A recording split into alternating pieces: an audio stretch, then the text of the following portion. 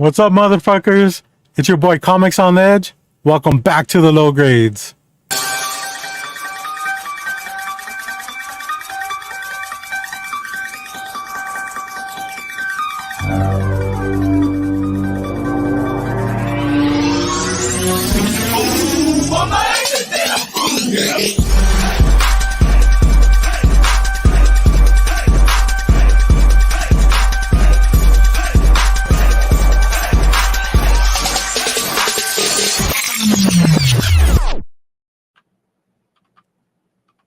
Yeah.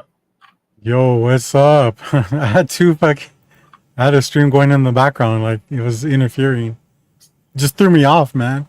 Get it together, man. Get it. Dude, I mean, like missing one show. I mean, I missed half of it, right? And it's like I'm rusty already. Like, what the fuck? You got a couple hours to get it together. I know, huh? Anyways, welcome back. Thanks everybody for joining us. I think we got a pretty good show lined up for you guys today. Do we? Yeah, we always do. We always do. Shit happens, you know. We're like Steve Harvey on Family Feud. You know, we got a good one lined up for you today, folks. Every time. Every time. He doesn't line shit up though. He what? He doesn't line shit up. He doesn't do anything.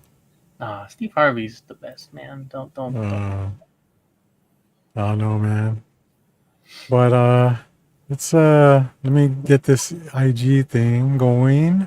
Do that. I'll start saying what's up to the chat, I guess. Thank so you. We got, Katie in the house. What is up? She said, "See you later, turds. Going to party it up. Don't have too much fun without me." So I popped into her show yesterday. She gives me a bunch of shit for it because she tries to claim that I never watch her stuff, even though I always pop into her chat. And then here she comes into our chat just to say that she's not going to be here. I see how it is. Phil, what's going on? Commence Operation Too Much Fun. Facts. I'll drive 1,000,000 miles. Everybody have fun tonight. We will. My man Marcus tried to outlate the low grades, but nobody outlates the low grades. That's facts. I'm glad you finally caught on to that. SD, what's going on, man? I saw that he is at the Padres-Yankees game.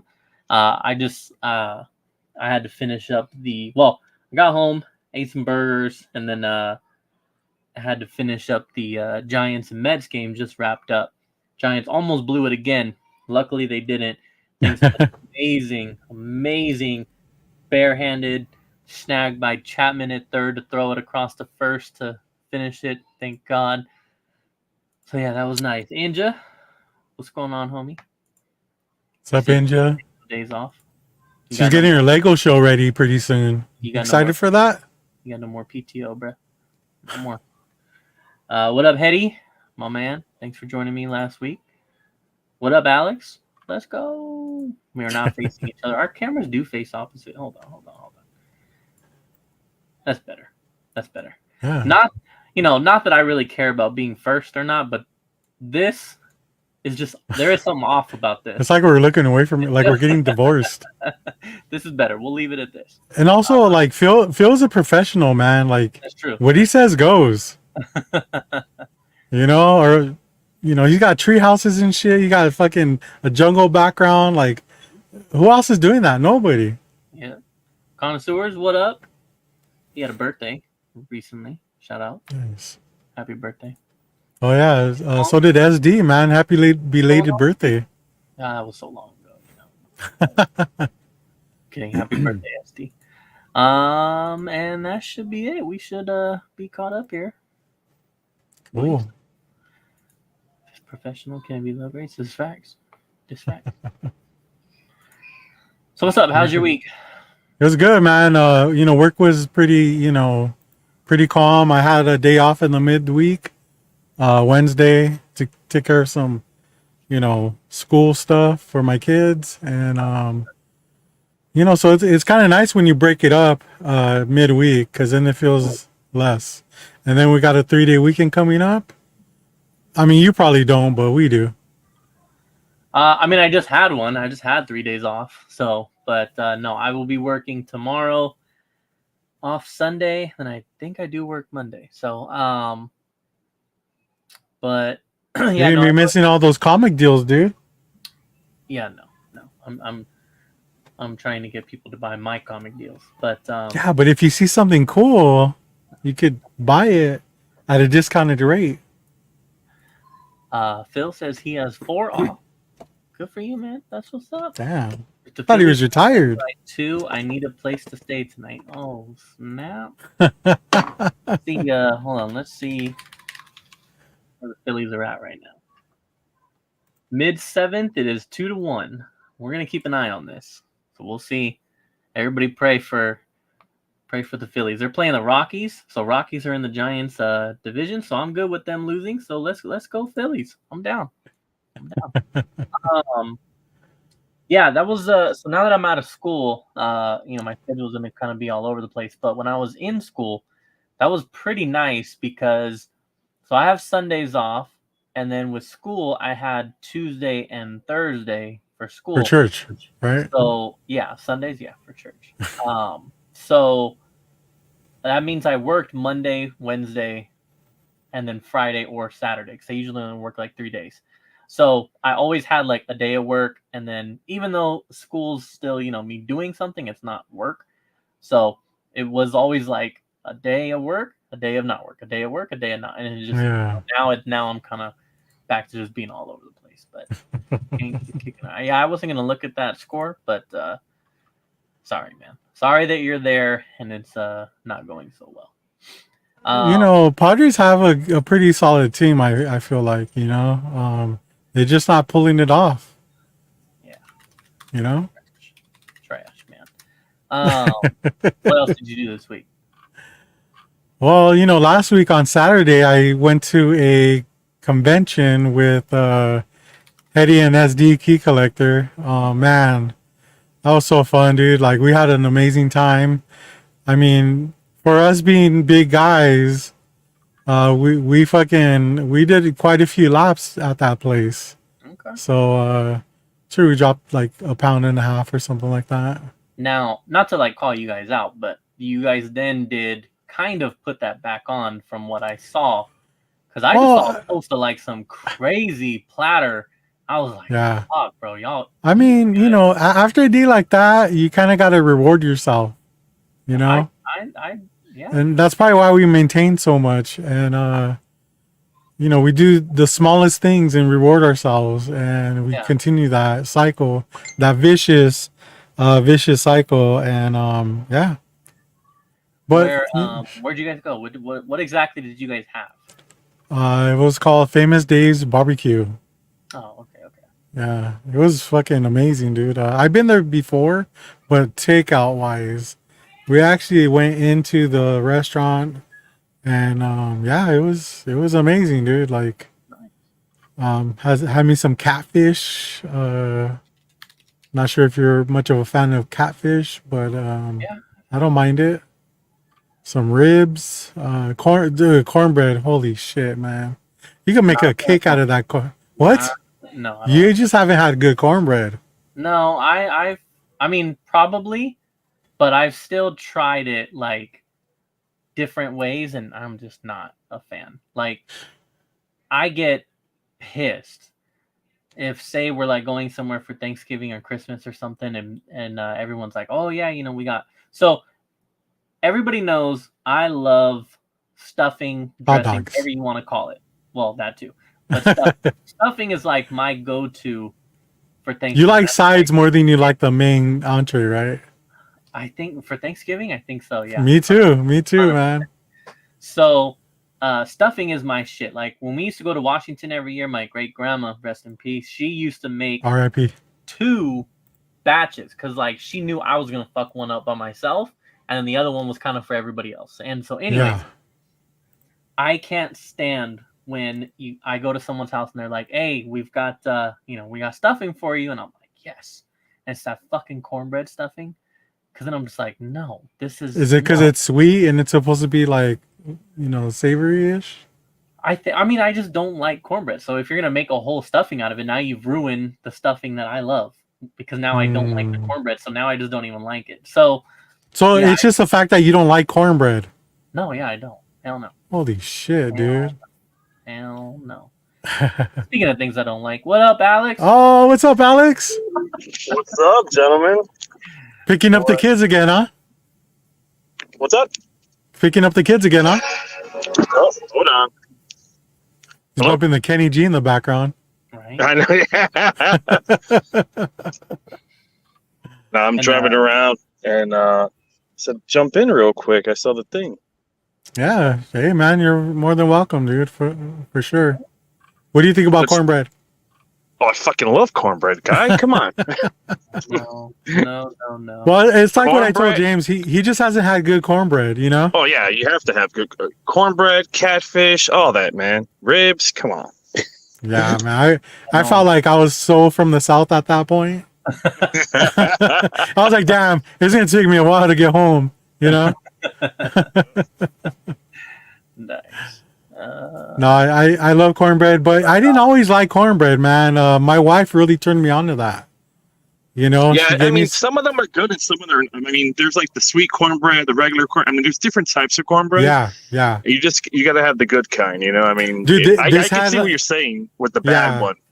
this had like the top of the cornbread was like a little bit crisp, Oh, darker than nice. the bottom. Oh Oh yeah. man, it was like tres leches, but cornbread. Oh, Because it was like kind of moist, yeah. you know. So, Yeah, you can't I have dry cornbread. You can't. If you have dry yeah, cornbread, that shit's nasty. yeah, well, that'll speaking of cornbread, we got Hetty in the house. What's going on, man? Holy shit. Speaking of corn-fed inbreds, the corniest of the breads. What's up, Eddie? did somebody sign up for shitty dad jokes? Hey, we were putting that food down at Famous Dave's. The waiter, can we talk about the waiter for a second? Homie was so enthusiastic, and then he found out we were comic fans. This guy was ready to pledge to the club right out Yeah. the rip. This guy- Oh man. You guys, Yeah, you guys he. are here. You guys are hanging out. You guys are in a club. You guys all got vests. Holy shit! Yeah, Did we just become I- best friends? yeah, I will say when you have the vest on and we all go out, because it happens to us in the Midwest too. Like when you go Yeah. out as a group, it does catch a lot of eyes, you know, and they're Yeah. like, "What's that?" You know, some people are just like, "What's going on with this? What's yeah. fancy little vest you have there?" You know, and you're just like, "Oh, okay." So, I mean, like, I'll be honest with you, Alex. When I went to the convention, I chose not to wear my No. vest. Never done. oh, Yeah, because dude, blasphemy. yeah, no, man. You know, I'm all about digging. You Yeah. know, you are right. People do come up to you a lot and ask questions. Vendors that deal with you ask questions, and Yeah. I just wanted to like be in it. You know what I mean? Oh yeah. A lot of times I'll just wear a shirt, the club shirt or whatever, but Yeah. it wasn't washed, so I was kind of like, Uh, he nah, did you nothing. know. He Yeah, I yelled at my wife for not washing the clothes, you know. But you know, these guys, SD and Hetty, man, you know, they went representing, Yeah. and I actually got to see them interact with people asking questions about the club, and Nice. I felt like the way they handled it was like way better than what I would have on how I would have handled it. You yeah, know? I mean, like what we do is like not all of us, but like we'll carry like a crap load of stickers with us, and we Yeah. always hand out the club stickers and be like, hey, you know, check us out on Instagram. You know, we have people worldwide, and people are just. I mean, people get interested. I mean, we Yeah. have a few hopefuls that we met at C2E2 like last year and this year that are going in this round, so we'll see what happens with them. If they're watching, they get brownie points. If they're not watching, I'm gonna have to chastise them. Well, I'll tell you this much, Alex. If they're not watching, they don't get my vote. Yeah, so like the convention was awesome. You know, like I said, we did rounds. We saw vendors that we saw at WonderCon, and I feel like they treated us very well. Nice. You know, who was that dude? What was that guy's name? I mean, despite not being able to take electronic payments. Oh, that sucks. You should Imagine the stuff that you would have came out of that place if they would have taken electronic payments. I mean, let's go through the scenario though, because we really got to paint this picture for you. Because I'll be the first one to admit I overhyped Comic-Con Revolution a little bit to get Rob there, but I think once he got there and he saw like my and Cisco's giddy faces for the amount of haggling we were able to get away with, you know, he saw the bonuses of it. But we're at this booth. He's got a Jack Kirby red label CBCS. Rob looks at me right before I'm about to make an offer, and he's like, "There's no way this guy's taking anything but cash." And I was like, "No." Here's an old man. You got to read the room, brother. You know. Yeah. He was a very distinguished gentleman, and he was a little bit older, and he was definitely from the far East Coast, not the East Coast, but far East. He looked like he fought in Pearl Harbor. You know, that's how old he looked. He looked like he bombed Pearl Harbor. But listen, hear me out. He looked like the gentleman that would be ready to take an electronic payment. So, Chris, as aggressively as he was cutting deals, I was about to buy a Jack Kirby Captain America number 100 at a nice, reasonably priced $1,200. I had got him down to $1,200, and then I found out at that moment he did not take electronic payments. So as this was going on, I was Hetty's, if you will, fortune teller, you know, because Hetty was saying like, this guy's got amazing shit, but he ain't taking any offers. Like, and I was like, wanna bet? And dude, we worked him down, you know. Nice. You know, he I think gave you a pretty good offer. But that electronic payment, that was fucking clear as day, man. I could have fucking spotted that a mile away. He called it too. And I tell you, 90% of people were taking electronic payments that day. But I hit the 10% right here. And it was our last booth of the day. It was really our last booth of the second to last comic book booth of the day. And I mean, man, it was just the cards weren't in my favor. And at that point, I realized, you know what? The comic gods are telling me to hold off. If I see him in North Carolina at Heroes Con, I'm gonna take him for every Jack Kirby signature he's got. So you're the baller of the group then, huh? I don't know, man. They're both really good. Who's your baller? When you guys go out to the con, like who's the guy that you're like, dude, you just dropped a paycheck, you know? Mr. J, 100%. Yeah. Yeah, Mr. J can walk up to booths and just point like, let me get that, let me get that, let me get that. Dude, Bedgood's up there, and Tam is also. Tam will drop some money as well. So Jeff. Nice. Yes, as of recently, yes, we have learned that it's kind of become Hetty and SD here are the two who will bring a lot and drop a lot. Let me tell you this much: West Coast money. Bro, they did not disappoint at this convention, man. Like as small as it was, the ratio of keys that they got compared to what there was, I mean, man, it was very impressive. You know, it's you know, they didn't really you know, we got SD that traded up giant size X, you know, like it was nice, man. It was really cool. And then as you know, Hetty getting shot down with that Kirby, man, man, what a blow to the dome, you know. Yeah. But he still did good regardless, you know. So I got fucking for pickups from the show. Oh, nice. And our side, man, Bo. I went to C2E2 with him. You know, like we were popping up. He's like, I gotta go to CGC. This dude probably dropped 10 slabs, and I'm not talking about 10 slabs like, oh, they're keys. No, 10 slabs with commissions on them. So each commission, I was like, holy shit, dude. He's like, oh, I got to drop this off real quick. You know, like every time you go to CGC and they give you like a little pin, you know, every time you go, you could like spin or whatever. Yeah. Like this dude had like the whole set of pins. Damn. see, if you're gonna, our guy that's comparable to that is Joe, Zombie Joe Comics. He's the guy that does all the commissions and CGC. Like he likes to get that out of the way in the beginning, so that he could do whatever he wants afterwards. But he's constantly slabbing stuff. like, and you wouldn't be able to tell because like his IG is really like outdated, you know. Yeah. He doesn't really post stuff that he's gotten recently, but man, he's got some really good commissions and stuff. And the great thing about that is when he gets tired of that stuff, he just passes along to us. Oh, So, snap. Yeah, hey, and you know what? It doesn't matter. It could be a commission he's gotten. It could be like, you know, special prints, like signed stuff. Like when he, like, I'll give you a good example. He was a huge fan of Dan Mendoza, Zombie Tramp creator. Okay. Yeah.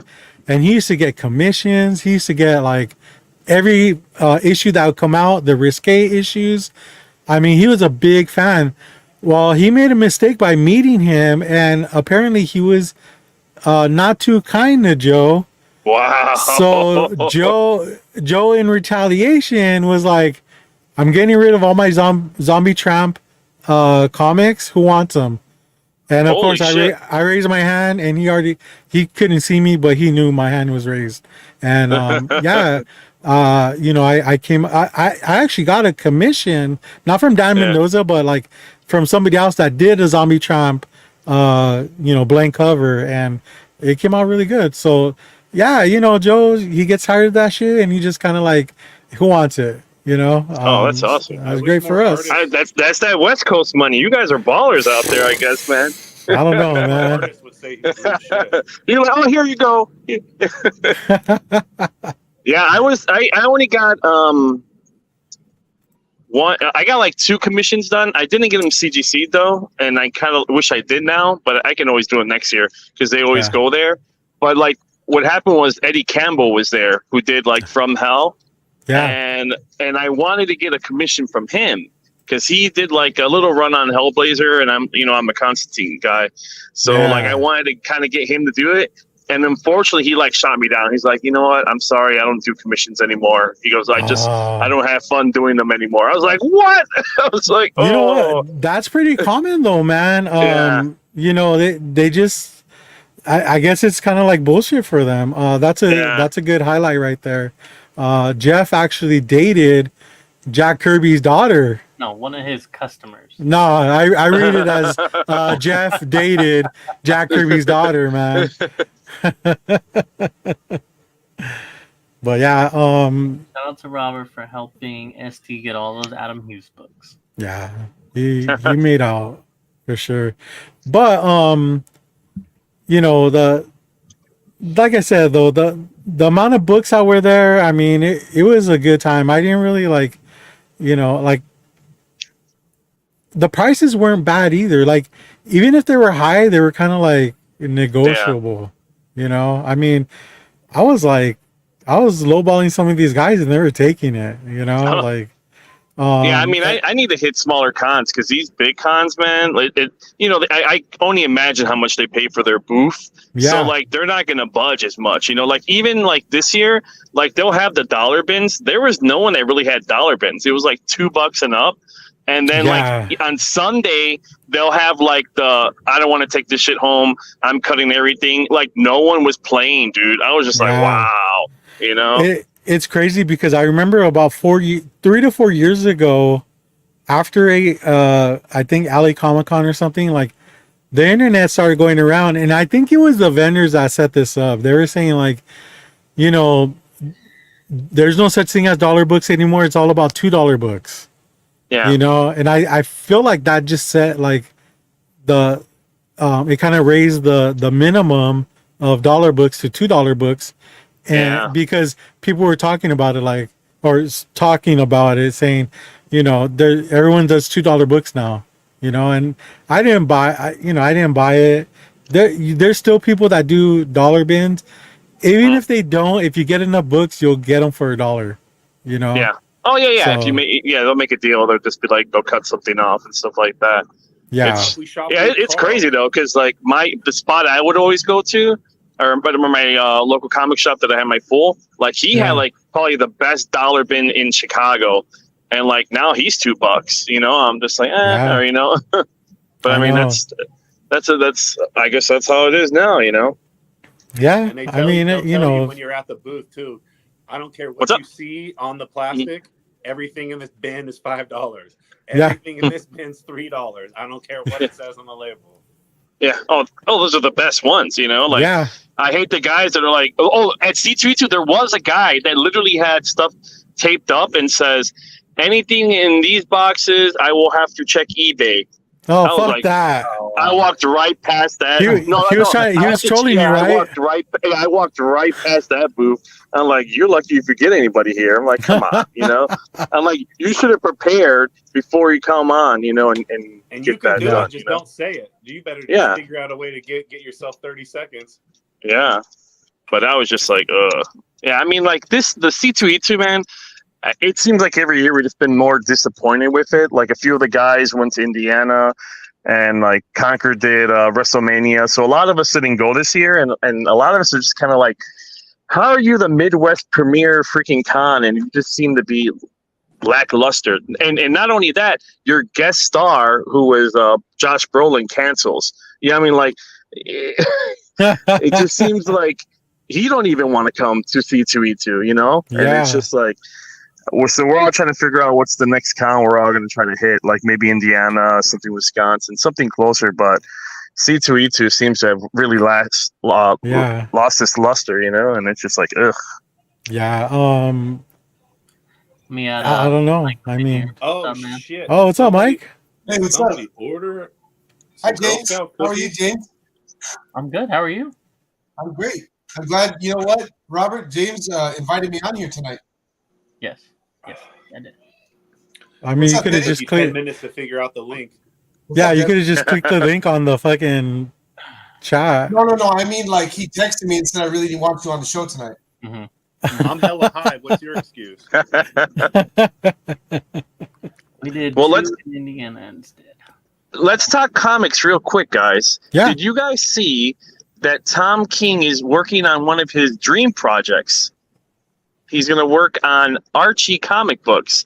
And ironically, What? the book is called The Decision, and he's finally going to pick between Veronica and Betty. I'm like, Ooh. really? This guy is going to be the guy that's going to do The Decision? I'm like, Well- for a fact he's going with neither one of them. It's going to be like Bat Cat Wedding Part 2, Yeah. If you had the option, who would you pick, Alex? Ah, man. I would have to go with Veronica, man. Same You here. know? The right answer. You, Hetty? Veronica? B all day. Yeah. Mike? SD is Yeah, I'm also. gonna go Betty. I'm gonna go Betty. Yeah. Oh, What about you, James? I'll go Veronica as well. Yeah. There you go. See? Look at that. Poor Betty. I know, man. James gonna pick the guy that runs the hot pot stand.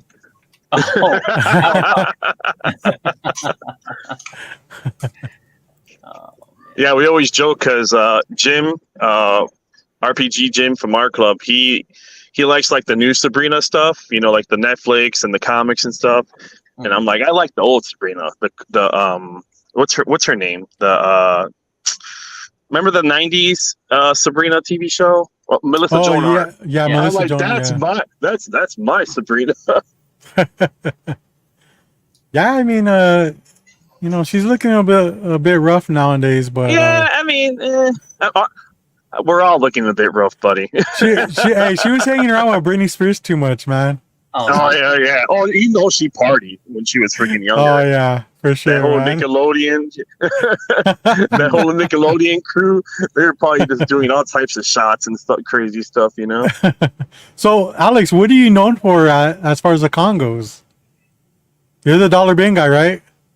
Oh, I fucking love dollar bins. So Yeah. I'll hit like bins all day because I found stuff. I found like first color appearance of Hellboy. I found I'm trying to think of other books, but I find a whole bunch of books. I bet Judge Dredd was one of those. Oh yeah, I got all types, dude. So back in the day, half price books, whoever used to run it, I don't think they really knew about comics, so they just threw everything out there. And like I was just scoring left and right for like a hot minute.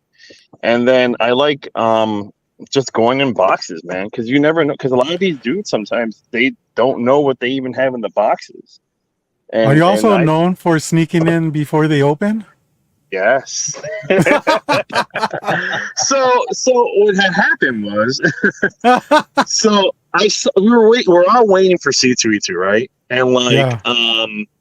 I see all the vendors and artists walking in, and I see security, and I'm like, dude, I bet you I can walk right in there if they're not really paying attention. They're like, no. And I was like, all right, cool. So like another like big crowd came, so I went underneath and went with the crowd and kind of flipped my badge and just walked right in. And everybody's like with their mouth open, like, what?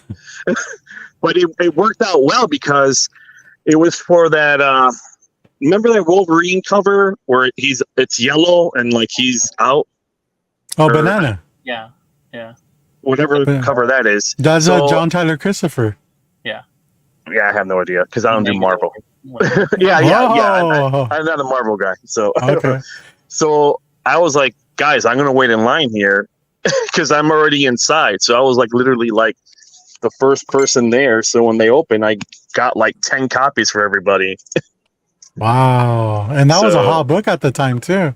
So I didn't even get one for me, ironically. My dumb ass should have just But it's got one and Marvel, sold let's be it. honest, dude. I mean, you know, if you're not a Marvel fan, you're not a Marvel fan. You wouldn't even have that in your like. Yeah, I knew a guy who was such a DC or a Marvel collector that the only DC book he had was a Harley Quinn or Batman vs 12, and it bugged him so much that he had that in his collection that he ended up just selling it to me at a good price. So, win-win, right? Yeah, I mean, I initially started out as a Marvel guy. I started reading Spider-Man, X-Men, all that stuff, and then I obviously went into the more darker. And when you grow up, you get more darker. And I went to Vertigo and stuff like that. And there was at one point where I was just like, I can't afford both of these. I mean, everybody's coming out, and I decided one day, I'm like, you know what? I'm just going solely DC, and I took like 9 long boxes to like a local comic shop, and I basically just like traded. I mean, I kept my keys. Like I have a few Marvel keys, or at least I have at least 2 short boxes of good Marvel keys that I've just first Deadpool, of course. No, I don't. I don't have the Deadpool. But yeah, I mean, like it's just I like DC, I mean, the magic and all that weird stuff, Well, I mean, and the hunt still continues for that Rex, right? I got it. So I got it from Bat Pina. I brought his. So, which is ironic. We're going to kick him out because he didn't offer that to us first. So he knows the rules, dude. He's been told.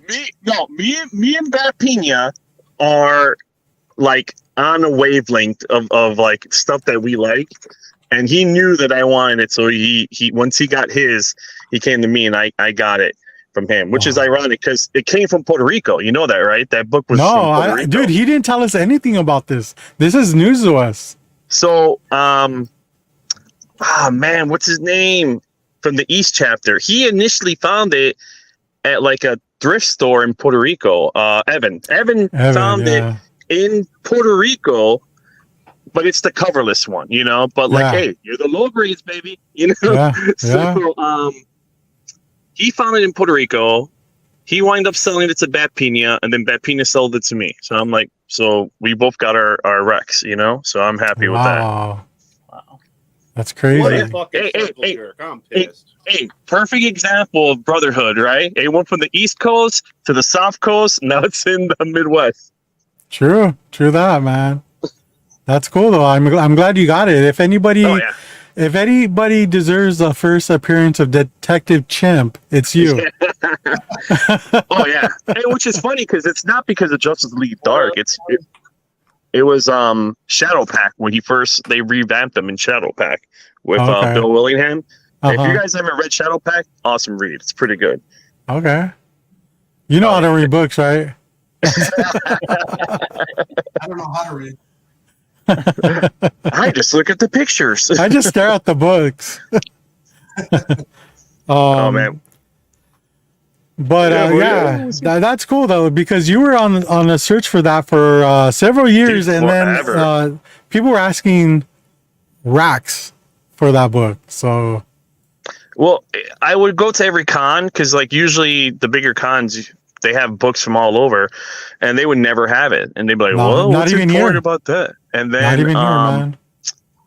And then once Justice League Dark kicked off, and the books just it blew up, and I'm just like, I am not paying that much. I'm sorry, like I like you, dude, but I don't like you that much. Yeah, yeah, for So, sure. but I mean, I will take credit to you show should take credit because I was very vain back then where I would be like, oh no, I want it with a cover. I wanted this. I want that. I'm like, but you know what? Hey, I got it. I mean, like, it's better to have it with no cover than to not have anything. Well, yeah, and you could always upgrade if the opportunity Oh, comes, yeah. and if it does come, you won't beat you won't beat yourself over the head too much because you already have a copy. Oh, yeah. You know? 100%. So that's the thing is like when you don't have a copy, you're at their mercy, and all Yeah. you think about is getting that copy. Come Now, on. even now that you have one, it's like, okay, well, I kind of already have one. I could just slap a facsimile on it and Yeah. get it at a 0.5 or so. Yeah. Which is funny So- because someone is selling the cover on eBay, just the cover of it. I How was like, much? I think it was like $20 or less. And I Oh, was you just should have like, snagged that, bro. I was like, No, I think it's still up. It's still up. Okay. I gotta find it. For some reason, I thought you meant the original cover. Oh, My no, bad. no. I wish, dude. I've heard stories of that too. Like they'll find a cover and they'll put it on there, and like you said, they'll just grade it like a shitty grade. But hey, I Yeah. have a cover. Yeah, I mean, you don't see too many of those books. I would love No. to see the census on that book too. Yeah, I mean, like it's. Oh, so I got a good census one. So I couldn't get the sketch of Eddie Campbell, right? So I got Dead Face #1, that he did like in the late '80s. It's like from Britain, and he did it. It's a character, he it's a Greek god, and it's all this crazy stuff, right? But I was like, you know what? Let me get him to sign that. So I got him to sign it, and I look at the census after I got it back. I got it back today, and there's only 5 copies in the census, and Oh. mine's the only one that's signature series. Damn, that's cool. So I was just like, oh, okay. Hey, it's kind of cool because I remember having a couple Adam Hughes books where it was like 1 of 1. Oh, nice. I mean, I think I'm maybe at 1 left because people be sending shit yeah. in, but yeah, that's cool. I'm always excited to get like 1 of 20. Like I think that's pretty rare. That's why I started doing commissions more. Because like, why am I gonna pay some crazy money for some variant that other people have when I can apply that a little bit more and legit get a 1 of 1? Yeah, for sure. Yeah, that's So like for this one, I got Tony Moy doing a commission for me. It's like a Shazam one, and then I got Maria Wolf doing a commission for me that I'm going to pick up both of them in Ace, or no, not Ace. What is it? Fan Expo, Chicago. nice. And that one's on the Batman first appearance of Jason Todd. And I told her she can do Red Hood versus Killer Croc because she, how she draws like those big monsters Yeah. and stuff. Uh-huh. So I'm like, yeah. I got to see She's this. awesome. Oh, so- yeah. I'm a huge fan of getting the character on the first appearance where they don't get featured on the cover. Like I got a Mark Silvestri did Sinister on the first appearance of Sinister where he's not featured on the cover. A lot of people will look at that sketch and they'll associate that with that first appearance. That's what I dig. Oh yeah, it's a great way to do it. And it also stands out your first appearance in Keys. Oh Yeah. yeah. Is Rublin going to meet up with you over at that convention? I think Alex? I think Rude. Which went one? to the, Which? C2E2. Do you want to see? No. Did he go to C2E2? No, he didn't go to C2E2. I don't know if he's going to Ace. I think Bull's going to Ace. Pun might go to Ace. I mean, I keep calling it Ace. It's Fan Expo. All these damn cons. I don't know who else is going to go. I'm going to go just for one day because I'm going to get those commissions and go. But I know Rude's been living it up in Michigan. He's hitting cons left and right in Michigan and eating chili dogs or coney dogs, whatever they call them. And bangers and getting free books. Yeah. Oh yeah. He's having I'm like, he's living the life out there, Oh yeah, he's not in California anymore, man. He can afford it. I know. He brought that California money to the Midwest, and he's like a king over here now. Yeah. Hey, if you ever meet him at a con, just know that he doesn't really appreciate it when people use his head as like a ledge to lean on. If that makes any sense. So just remember that, Alex, because it's very triggering to him. Okay. I want to give. Well, he should stand next to. Right. No, I was just gonna say I need a quick little update for our boy Marcus. The Rockies have tied the game in the bottom of the ninth. Oh, bro! Oh. Somebody's sleeping on the couch tonight. No, it's a good thing because it was 2-1, and if I remember correctly, he said he needs them to win by 2. By 2, yeah. So now that they tied it, if they can go into extra innings, Philly still have it. So he's not dead yet, but it ain't looking good either. Bro, I'm just I'm keeping up on it for you. But all right, that's cool. Continue. Safety. How about some pickups? You guys want to do some pickups or? Yeah. All right. I know Mike does. On this show, under strict rules that I would be able to take bong rips, and I haven't been able to take one bong rip. So. Nobody's stopping you, man. Yeah, this is Okay, America. cool. Do what you Well, want. Rob, look the other way. Dude, it doesn't stop him from doing it in front of me in real life. So, Rob heard pickups, and he decided he finally wanted to join in. No, What's up? I just got done eating an artichoke. It's kind of hard to eat an artichoke on camera. Oh yeah, man. That would have been the first though. That's true. Scraping the freaking leaves on camera. Rob, how was your nap, dude? My nap was great today. Yeah? Holy cow. I had the whole day off today, so all I had to do is do my early show when I got up at 4:30 this morning. After it was done, I went and I took a nap. It was Oh fabulous. yeah. Nice. Oh, we I love didn't even nap in the recliner. I went to the bed to take a nap. Ooh, Oh. real one. A real name. And then you got a 3-day weekend coming up? Holy shit. I know, right? Living the life. I had a 4-day weekend. But I'm sure you got plans to hit up some of these fucking sales, right? No, actually, because I'm saving all my money for Heroes. Oh, okay. So- You sound like my friend Tony, dude. Every time a con comes up, he's like, I can't be spending any money. You know? Well, when I travel to a con, Yeah. Heroes Con, since I'm going across the country, Yeah. I'm big game hunting there. It's not Yeah. like when I'm going to Berkeley Comic Show and the other stuff here, where I'm going through bins and I'm looking Yeah. at the $5, $10 books, or whatever I'm grabbing. If I'm traveling, I'm not hauling back boxes and boxes of loose Yeah. books. I'm big game hunting. That's where, like last year at Heroes, where I pulled the Avengers 1, Avengers 4, the GSX 1, the ASM 129. Right, so that's it. And you will top it this year, right? Not topping it, but I have sharpened my list of what I look to pick up, and I got a few big keys. Like I wouldn't mind bringing home a Brave and the Bold 28 this year. Maybe that would have to be a pretty low grade though. Yeah. But there's a few other big books, but Rob, let me ask you, man. When you go to a con, Mhm. cash or credit, or app? So usually it's I very rarely use credit. It's generally cash and a mix of apps. So I'll bring a certain amount of cash, and then if it's as the cash supplies get to a certain point, I do go people, hey, you'll Zelle, right? And I haven't really met a vendor these days that won't do Zelle. Oh, Hetty did. Well, they could Well- introduce you to one. Well, no, I mean there's a few. I mean you can find the really old guys or whatever. You're lucky if they'll even do PayPal. I mean. I was just kidding, man. You could come back. Yeah, For those guys, I think you have to offer them clams, right? Like the Flintstones. Right, exactly. Yeah, thank you for understanding my old man reference. We're gonna do pickups. I need to grab something real quick, so I'll be right back.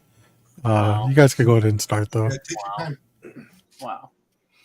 All right. Well, I guess I will go first since I don't have comic books.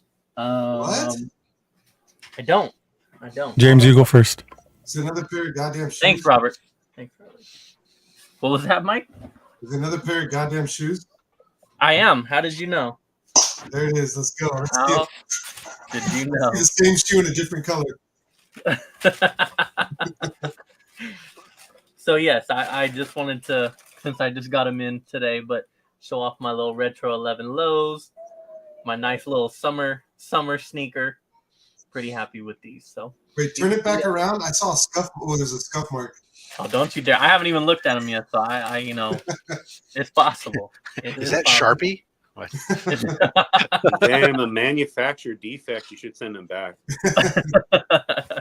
So I will definitely be wearing those to work tomorrow. That'll be nice. Other than that,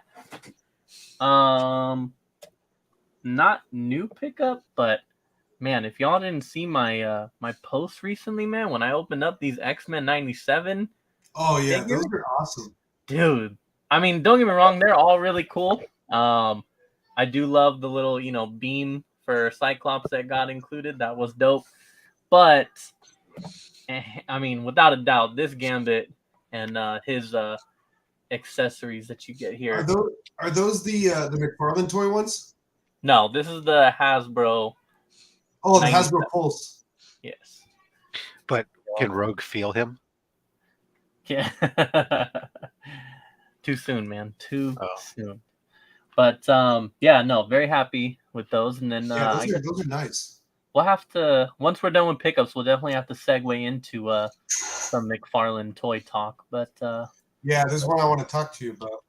all right, we'll I'm all definitely here go for there. this Figure Friday shit. Look at Hanley all fucking juiced to talk figures. All right, so what you got, Hetty? Hey, so fuck. I've got a decent stack here, guys. We might be here a minute because we just came back from that convention. But the second me and Rob walked through the door and started hitting bins, I found a bunch of Jim Lee covers that. By the way, before you start, I want to show appreciation for when we got there. I parked at the furthest parking lot, and my boy fucking Hetty and SD Key Collector walked the whole convention and then some to meet up with me. I mean, I had books for them, but ankles are still swollen. yeah. Fat But they fuck. tried. They even had to hire a Sherpa to get to me. So hey, man, shout out to you guys for that. Dude, I think we had to go in the parking lot to do that Adam Hughes deal. We did, yeah. San Francisco looked like they were doing a goddamn meth deal. Fools were Seriously, tripping. dude. Like Everyone in the parking lot was looking at us hella wild. I've know. never been arrested for a comic book, but I'm pretty sure that's what it feels like. I almost give you a gap for that fucking money exchange, dude.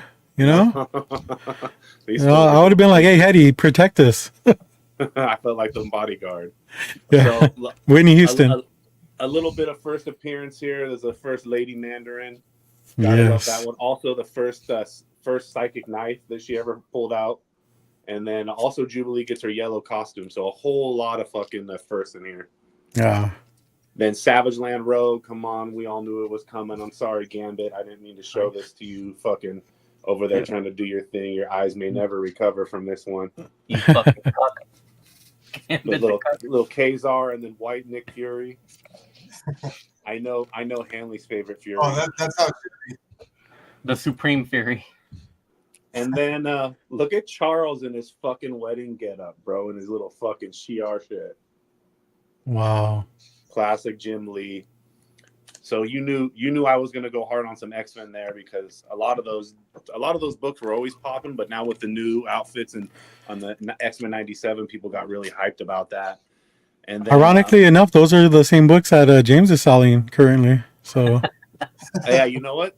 I seen that Iron Man 55. We might have to do a little auction on the air here. ooh, look at that. Okay. That thing actually had my ears perked up.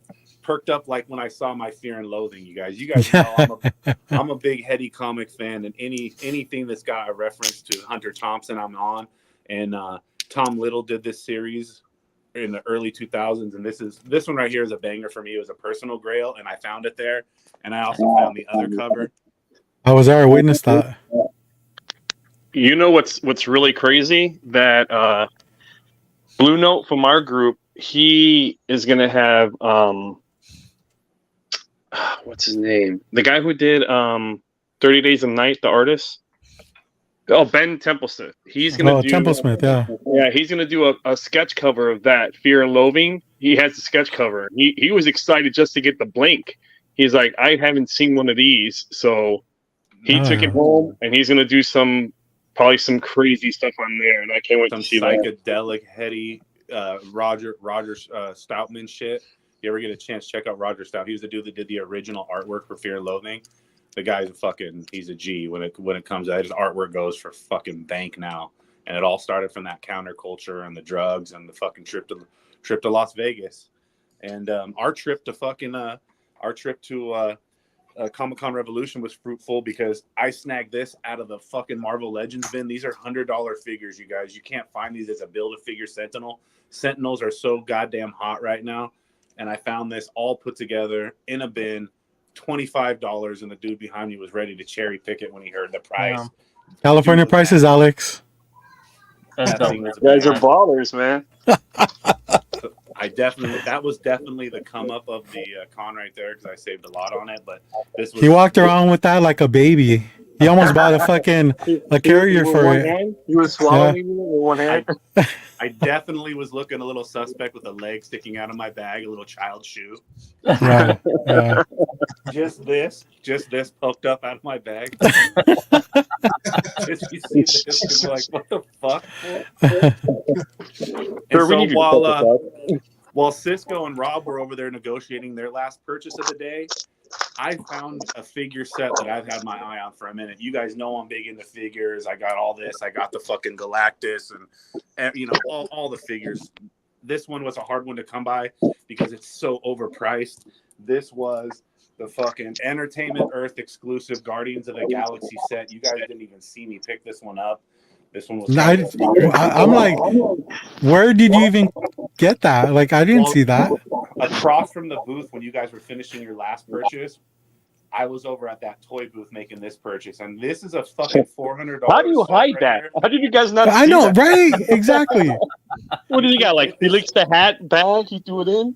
You can't get this set online for less than like $400. No, I know, but where did you hide it? I know, right? How did you hide it from us, bro? Tell me your ways. Let me know your ways. Look at Gamora, the baddest Gamora. Still, old school. Look at that. She's so You're fucking too busy clean. looking at the baby foot in his backpack. And then look at the Groot. It's like evil Groot. This motherfucker pissed. Oh yeah. You guys know that Groot's Puerto Rican, right? No, for real. Did you see? There's an issue where they said he's a tree from like Puerto Rico, and then at the end he's like, "Yo soy Groot." Oh shit. Come on. And so that's my con pickups, and I gotta go into my entire plan for Heroes Con real quick.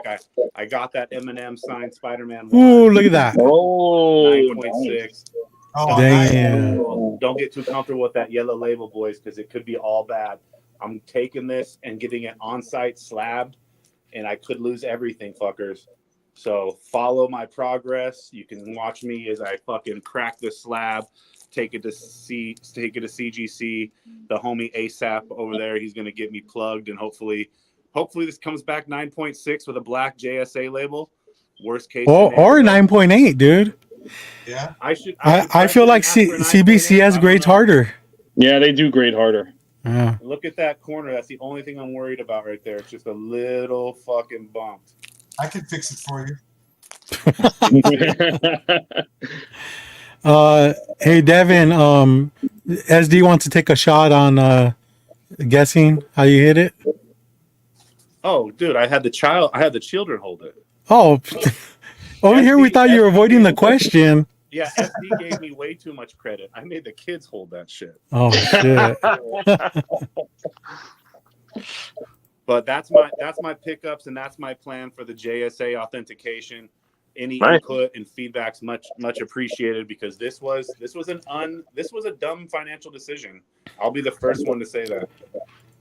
I But mean, if it could be the back- best also.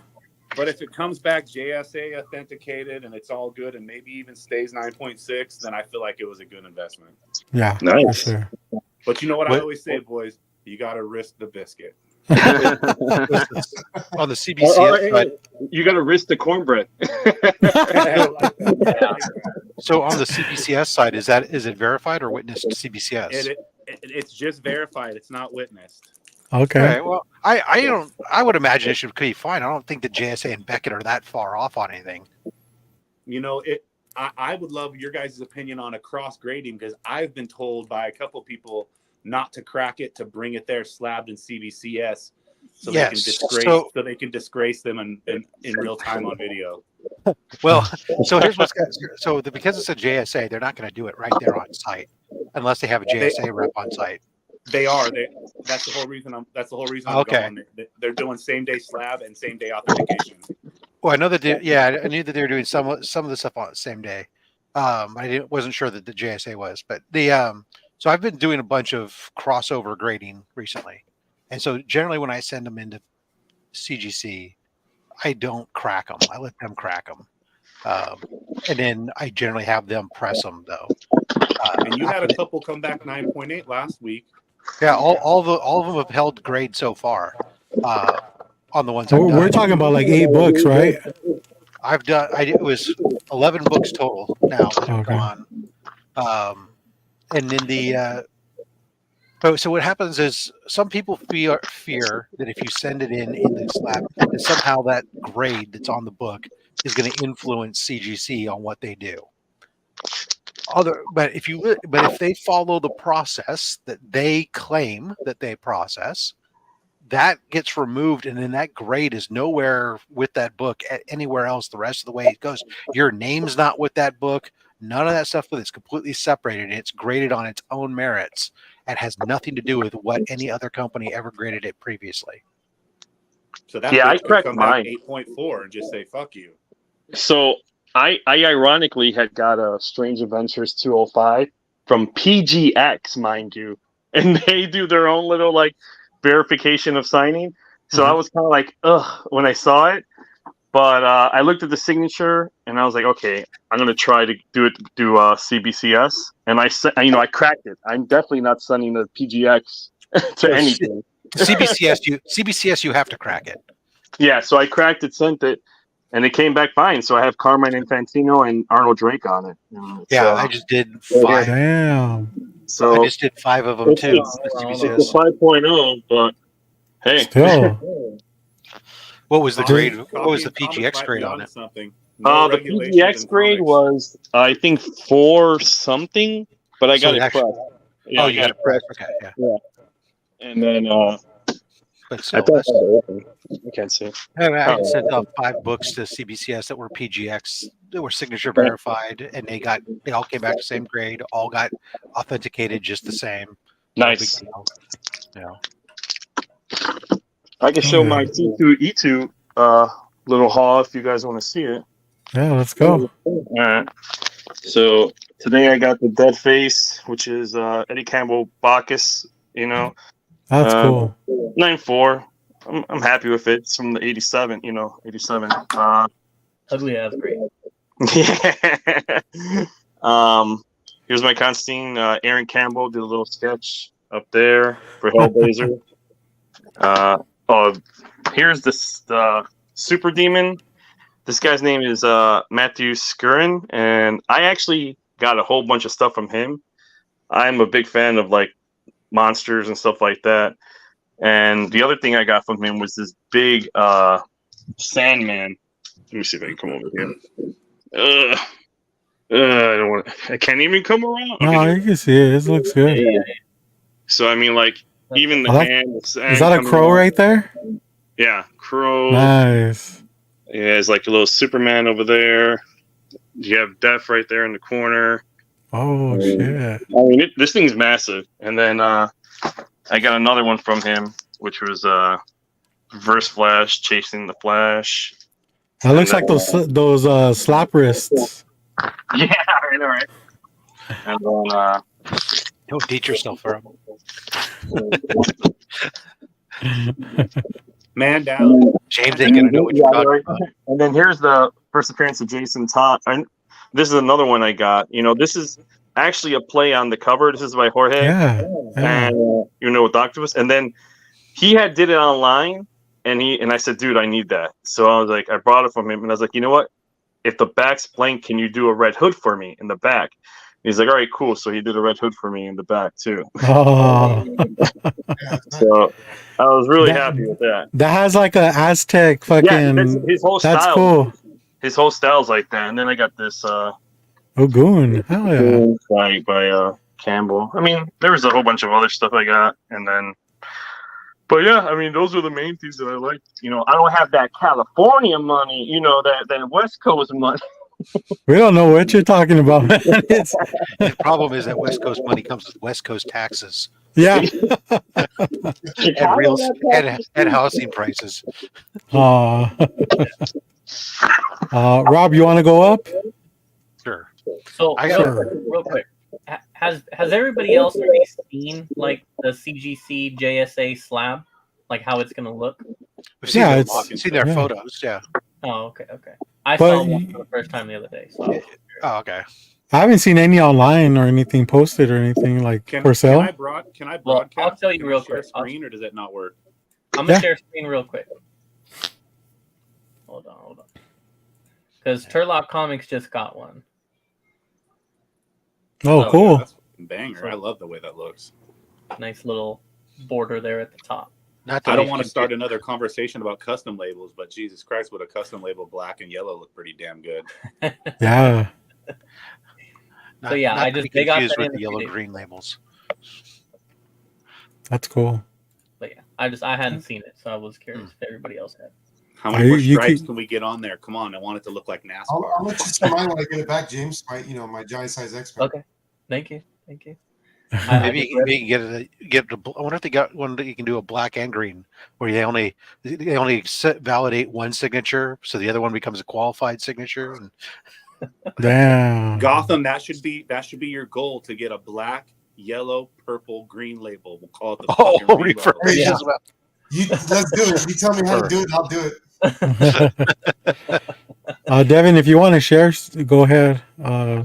I was just gonna do what James. Oh, okay. Did. That was stellar.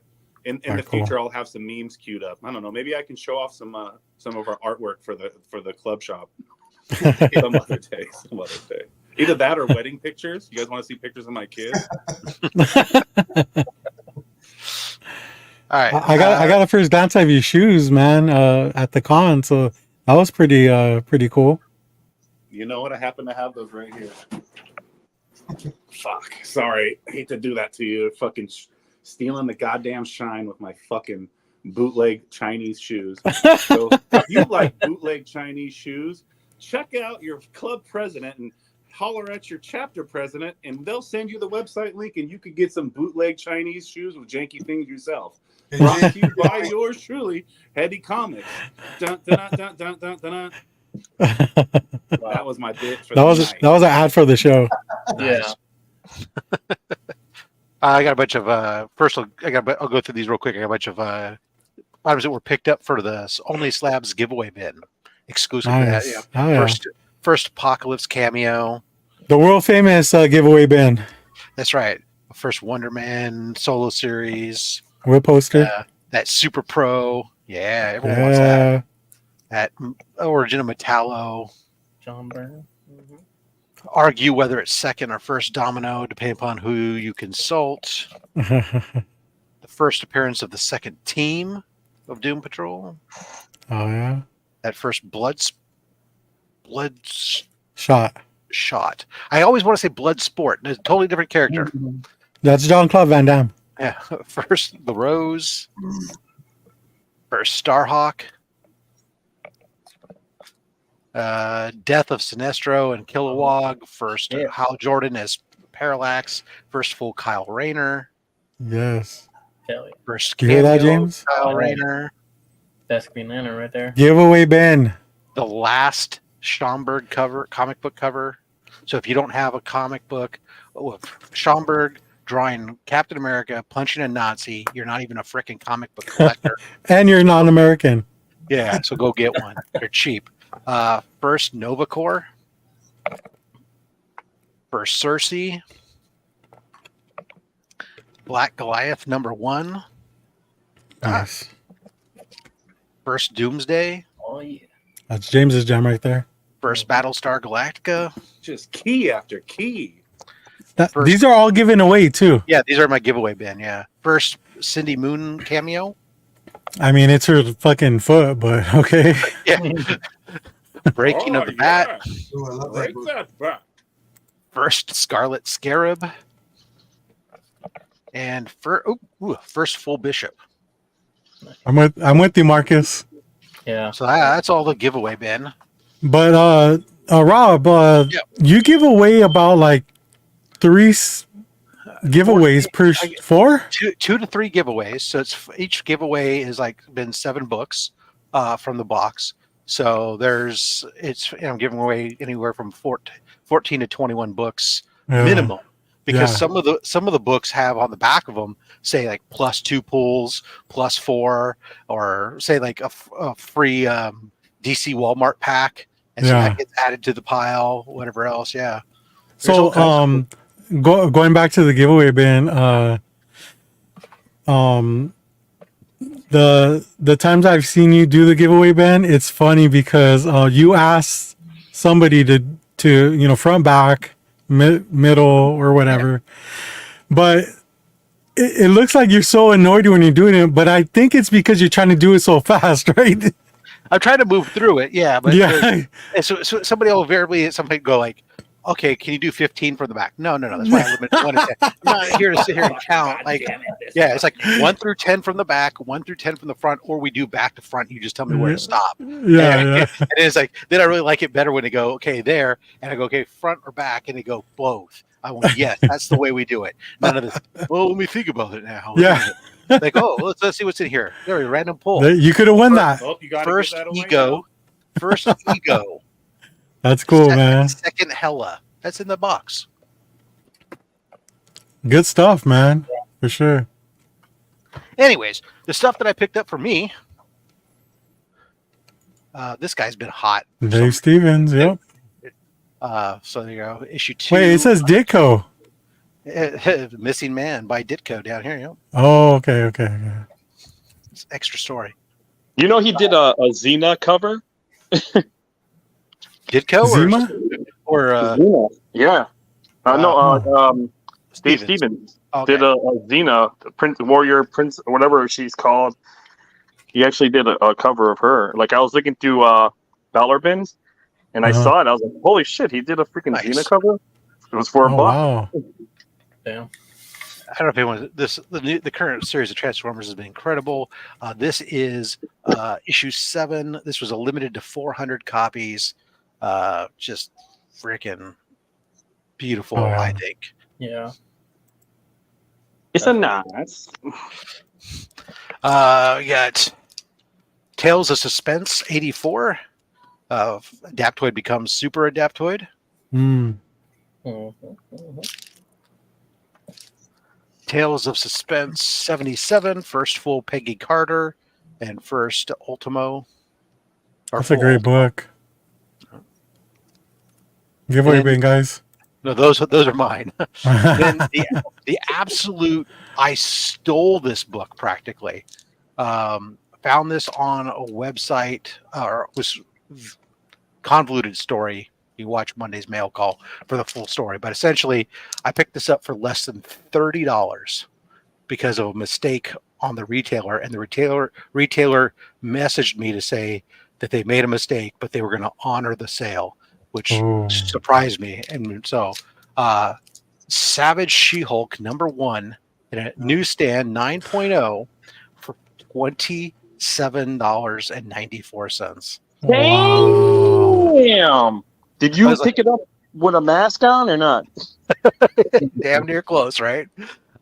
So yeah, I was really happy. I was like, I have an 8.5, but I've said for less than $30, I can't leave it there. So I'll add this to my PC. I'm gonna take my 8.5. The retailer is like, "Oh man, I hope you enjoy it. Come back, do more business, make me feel good." I said, "I'm gonna do more than that. Not only will I come back and I'll shop with you again." I said, "But the 8.5 I'm replacing, that's gonna get donated to Comics Curing Cancer. So we're gonna sell it off for charity in October when we do our big fundraising auction." So Nice. Oh yeah. yeah, that's what I got for this week. It was meant to happen, Rob. You know. It was just $30. What the hell? I can't.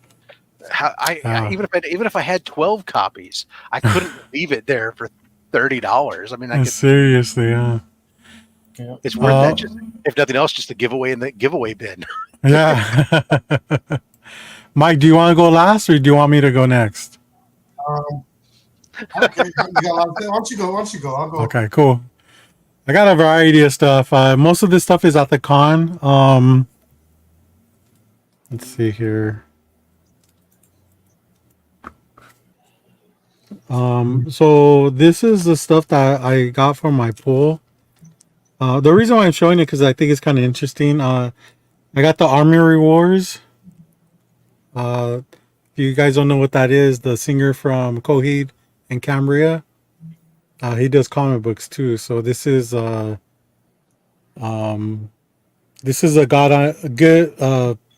Good Apollo and Burning Star 4 Volume 2, which is their album name. Or one of their album names. Here's the other cover. And of course I got my Pharaoh books. I'm sure you got yours, James, right? What issue is that? 3 or 3? Yeah. I haven't picked up my new ones yet, but I do want to read it. It has been nice. It has been a What's up, Megan, right? Yeah. Yep. It's been a good series so far. I actually ordered I want to say it's issue 3. My coworker and I actually ordered a special variant, like an exclusive to somebody. So I'm very excited to get that because it's fucking dope. Shout out to Bird City. No, it wasn't them. I would have remembered their name. But So- shout out to them anyways, but I know I would have remembered their name. They have a Run the Jewels variant, Hetty, if you didn't know that. Yeah.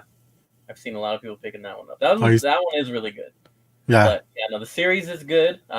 Issue 1 kind of, builds up the story of what's happening and the whole rabies outbreak, and then like issue number 2 just definitely took it up a notch, and now it was like, okay, yeah, now we're getting into the violence and the animals attacking each other. It's good. I like it. So they extended it, right? What? It was supposed to be like a few issues or whatever. Now they're, I think, at 12 or something like that. Yeah. Because I thought I believe you. I thought at the end of I don't lie about shit like that, dude. Honestly. You're wrong sometimes. I thought at the end of the first issue, Tony puts in the back that like it's an ongoing series and that he was excited to like actually have an ongoing title of it. But yeah, hey, I'm down as long as it's good. It'll be interesting to see how far you can take a rabies story. How long would it take to take a zombie story? Right. Yeah. You have 3 main cats, so it'll be interesting to see, what happens and what I think at the end of the storyline, there's not going to be 3. I'll tell you that much. Well, I know. James, do you have a cat yourself? Yeah. So you can send a picture of your cat into the, and there's a chance that they'll publish it. Cool. Yeah, I thought about it, but my cat's been kind of sneaking out the house, and she has a boyfriend now, so I'm kind of like, she's a little hoe, dude. She's pulling it up. Last thing she needs is more advertisement. Oh, you that famous pussy. Yeah, right. Is she fixed? Fucking only cats out there. James, is she fixed? Yeah. Okay, cool. Otherwise, I'd really have a problem, but yeah. Yeah, your cat would be the Mike Hanley of fucking feral cats, dude. Just a slutty cat with a bunch of kids. James is starting a new collection. We have this my pickups this week. This dozen kittens. This Next week, another dozen. buy one of my books and I will send you a cat with it. Throw that in a dollar bin. All right. So this is the last part of my pull was man, this is why I gotta fucking pull this, bro. Adam Hughes goodness, bro. Like, look at that. There's a virgin one, but you know, I'm cool with this. I don't like spending extra money on variants that are like independents because they just fucking drop anyways. Yeah, their resale is not very good. It's not. It sucks, dude. Like, and it could be like an awesome cover too. Yeah. And then even if it's like a hot one, it'll eventually start going down, you know? Oh yeah, for sure. Unless they're like really hard to find, like those Vampirella Dracula ones. Mm. Those ones are fucking really nice, but they're kind of hard to find. Luckily, I have those issues. So this is stuff I picked up at the convention, and let me go ahead and start off with these. Now, I've never picked up these books before, but I felt like I had them for a couple bucks each, and I just picked up books that had pretty good content. Like this is toy review number 144. This is a Halloween issue, and it's got fucking Kevin Garnett. What? Shit. When was the last time you heard it? No, never mind. Next one's got Spud Webb. Toy review number 142 with the Stormtrooper as the Comic-Con issue preview. With fucking this hockey player in the cover. But this is what started it off with fucking 183 Turtle issue. So That's cool. and then I went in the bins and fuck. This was a stack I got from there. It's not much, but it was good enough for me. The first book I picked was this is a Wally Wood cover, Horror House number 1. Horror House. Come again? Number 1. That's dope. Sounds like James' house for those cats. Mike, you should have went, bro, because they had fucking Harley Quinn books up the ass. Oh, really? Harley Quinn number 14. This Oh, wow. is a Flash variant, Bruce Timm cover. I have that. Hold on, please let the other people show their comic before you speak.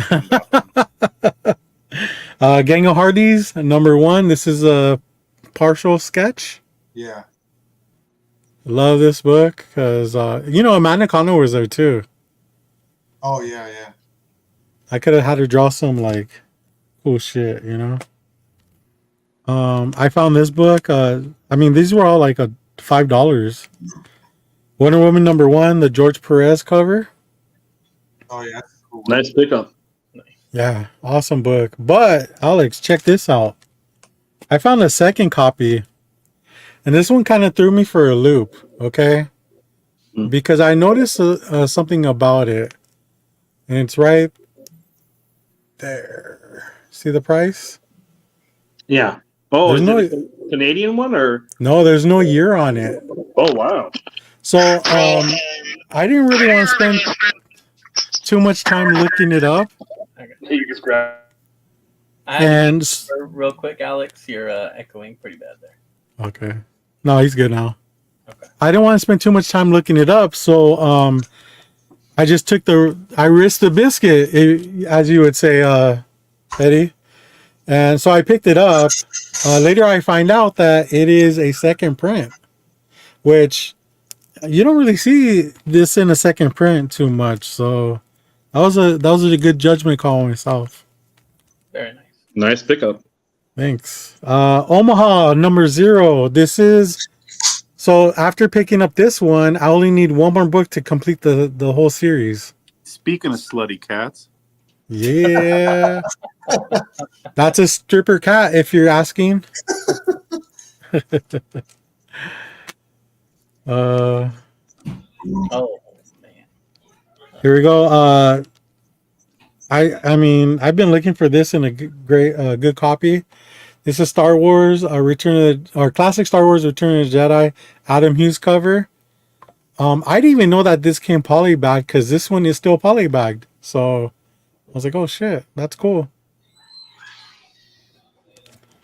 I'm gonna share screen real quick before you show the next one. I need everyone to check on our man Marcus because it's all bad for him tonight. Oh man, Oh. rest in peace, Marcus. So enjoy that couch. Make sure when you're sleeping on that couch, you elevate your feet, brother.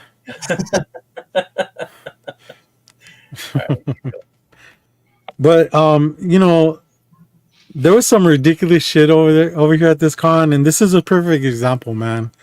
I found the book, and it was signed. Okay, this guy had what was his name again? Fucking, I keep forgetting his Carl? name. Carl. I went to Carl, bro. You look at this guy, you wouldn't imagine he even sells comics. Okay, but he has probably the most books out of any booth out there.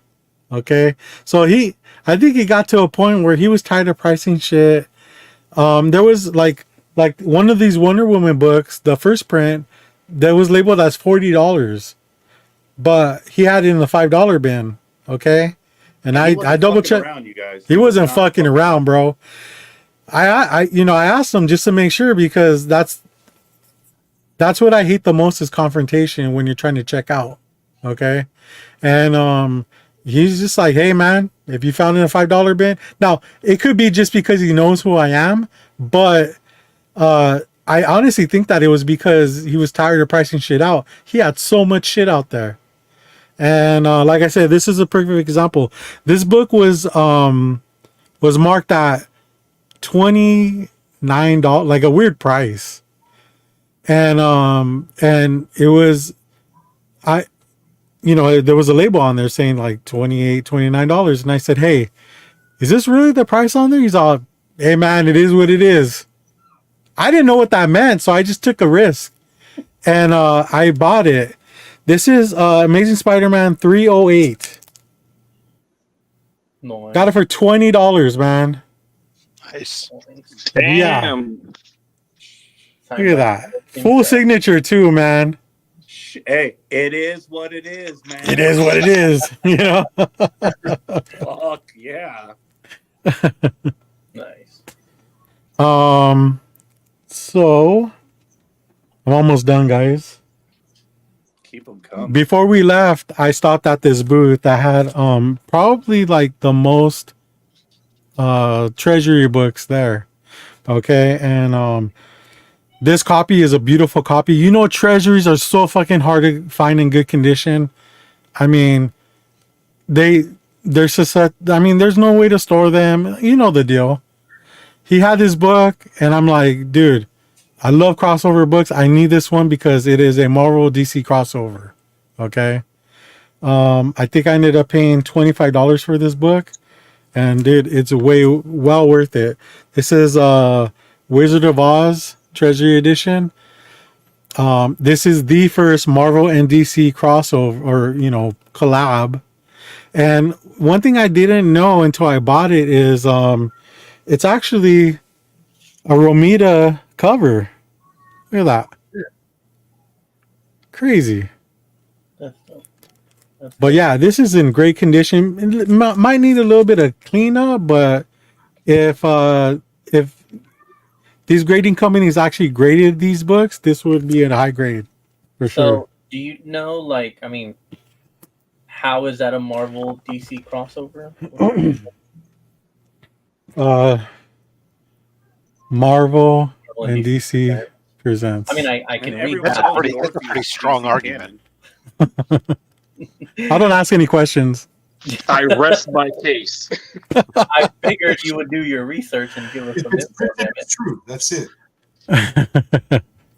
No, I had to work with the guy with the price, but ultimately I was really happy with the price I paid for that book. The last book is Adam Hughes' book, My boy Hetty was there with me. He ended up getting the Teen Titans 75 Starfire cover, Adam Hughes, which is an amazing book to find. I have this book, but it's actually signed and it's a lower grade than this. This is Wonder Woman number 184. Adam Hughes cover. That's one of the best covers. I love this cover. I think it's fucking amazing. I mean, if I were into tattoos, I would want this on my body, but I'm not, so I'll have to ask my wife to get it for me. Maybe she could just get the outfit for you. Yeah.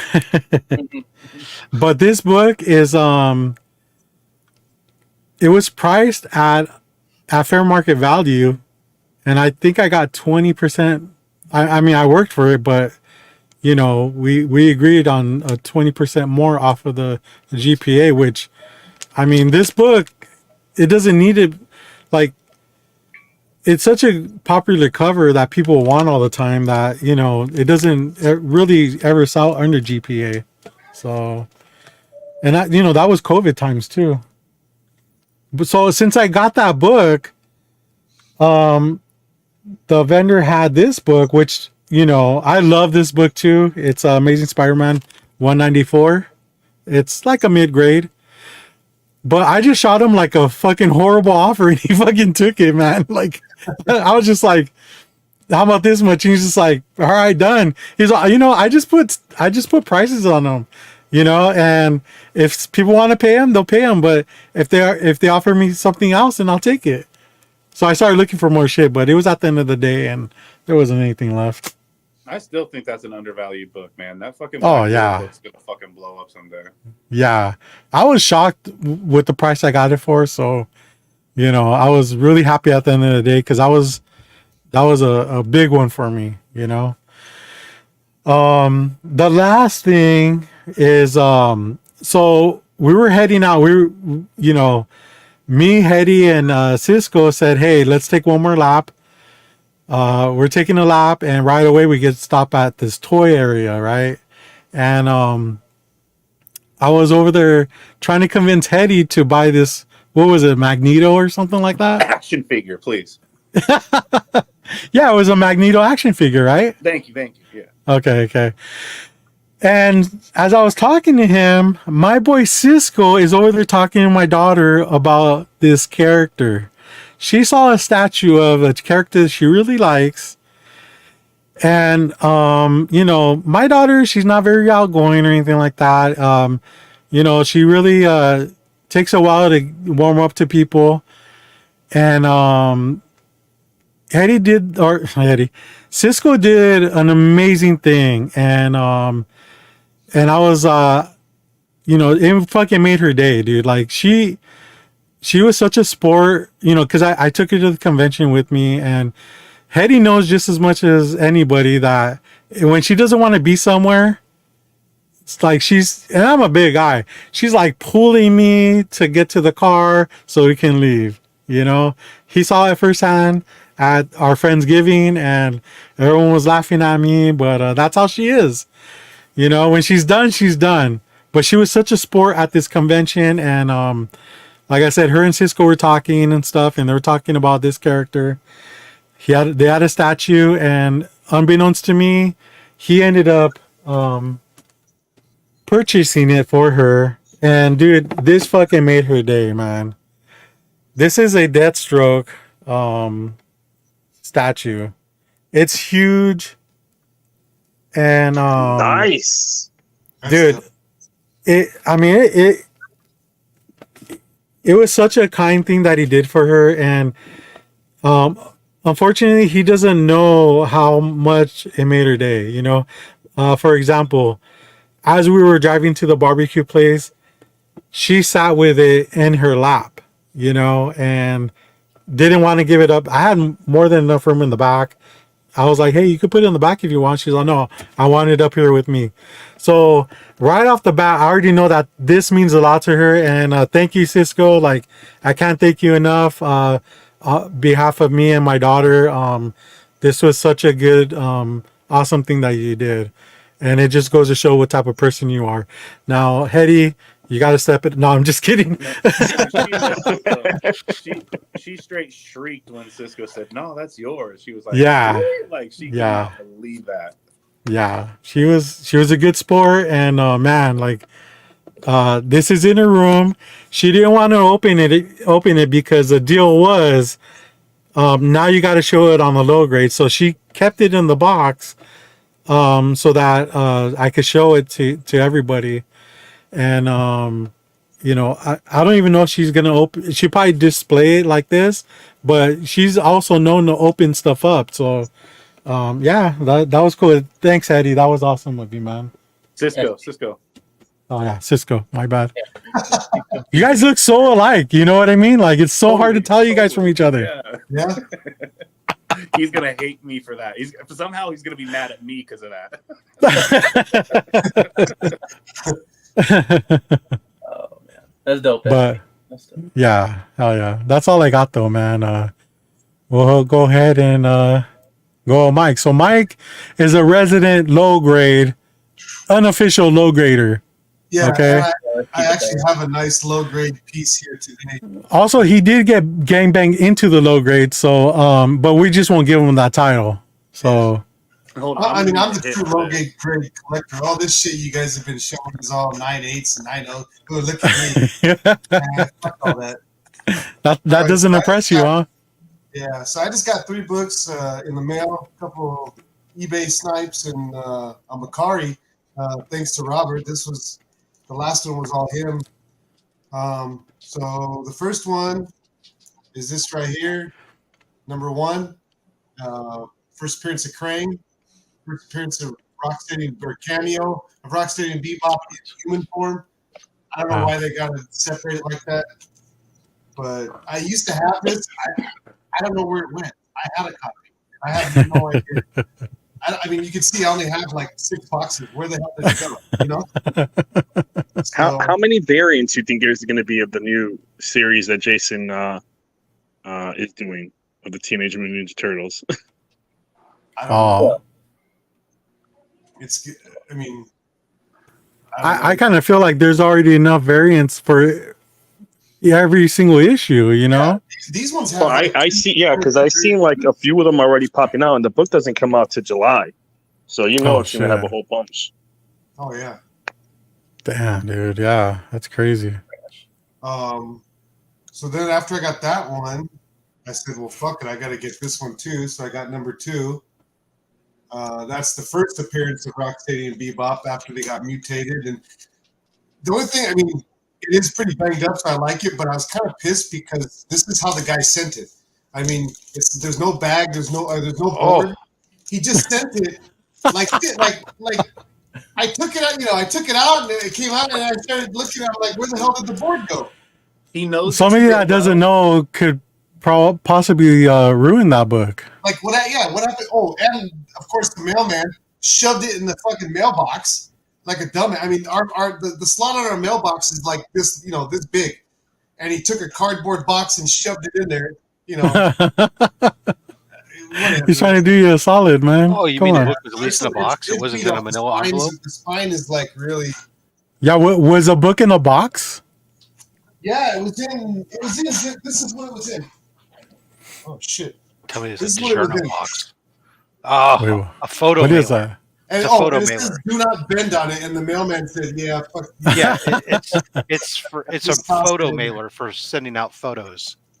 Yeah, it was ridiculous. I mean, whatever. I mean, there's worse. That cardstock is pretty solid, Yeah, but I'm just surprised he didn't put even a board or anything. I mean, it's just. I mean, what's the point at this point? Yeah, maybe he knows. Maybe he knows who I am. So. All right, and then, I've been looking for this book again for a while, and Robert's always looking to beauty up my collection a little bit because I don't have much. But Well, the rule is if I can't spend the money on it, then I'll get my friends to do it for me. So so he found this book, and this book it's just one of those books that it just keeps going up in price. Nobody knows why. It's not, They haven't done anything with this character other than in the comic books, but I got it for like a super good deal. Oh, you know what? Alex might like this because it's a DC book. Oh, Let's here we go. Let's go.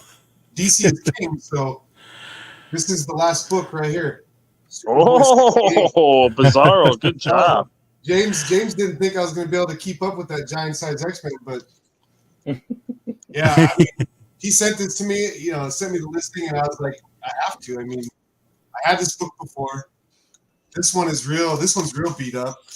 It's all the back cover's all tore, all shredded up. That's beautiful. I always wonder how But you have a cover. Yeah, right. I always wonder how books get into that condition, like where the back is just all fucked up. They probably just throw it somewhere. Hey, just watch my upcoming YouTube videos. I'll show you how they get like this. Yeah, I mean, this is one of this, and Robert knows, since when we started collecting, this is one of the first books I had my eye on, and I said I'm going to have this book, And then, Well, I mean, that's pretty much both our Grail books. yeah, When we first started collecting, we were like, we were both Bizarro fans from the cartoon, Mhm. and so we kind of looked up where's his first appearance, and that was a book. yeah, So we always chased it, but we can never afford it, and I guess through years of collecting, it's like sometimes you get lucky. So yeah. Because didn't you find one at, was it Bunky Brothers? no, I wish. Nah. I think I found like 2 copies from Macari, and then like one I got off of Ross, and then another. I don't even know. Oh, another one off of IG recently. Oh, It's so this is what the book is supposed to look like, guys. Like yeah, there you go. yeah. Nobody wants to. This is a better condition of that book that he just showed, and then this is like a slightly worse condition of the one I just showed. You feel But bad hey, you know what? about that, Mike? Baller. Yeah, when they're your grails, man. What's your grail, Alex? Man, I don't know. Like, did I want to obtain? Well, I know it's been Rex. It's been but, Rex. It was Rex for the longest because it was so freaking hard to get. Now, dude, I don't even know. Like, anything magic or anything weird in DC Yeah. is what I get. Mine would probably be Phantom Stranger #1 because that's another one that's so hard. And if you ever see it like pop up on eBay, it's like thousands of dollars. Yeah. That would be the one that I would really want to get. Can I recommend a grail for you? Go ahead. Zatanna. I got Where's it. Zatanna? Oh, I what? got it. Yeah. Oh, hey, done. See how easy that was? Boom! Ding, ding, ding, ding, ding. Alakazam. Yeah. I gotta say it backwards. Right? Yeah, I mean, I guess that's a good thing that you don't have after you pick up your girl, you don't have a girl. Like, my problem is I had a girl, I attained it, and now I'm still accumulating them. So, I guess once you get one, they're like Pringles, right? Oh yeah. This lays. Well, especially if you can find it at a good price. I mean, how can you pass it up? Yeah. You definitely got it at a good price because I remember us looking for that book at the time when we figured out like we want that book. It was like $400. Yeah. And that was like that could have been $1,000 to us at the time, So Well, that was a low grade book too. yeah. That was a beat up copy for $350, $400. Yeah. But it's just one of those books, there's no, we don't have any movies or TV shows out about it. So Mm-hmm. it's just one of those books that nobody, it's not one of Speak. those well-known characters.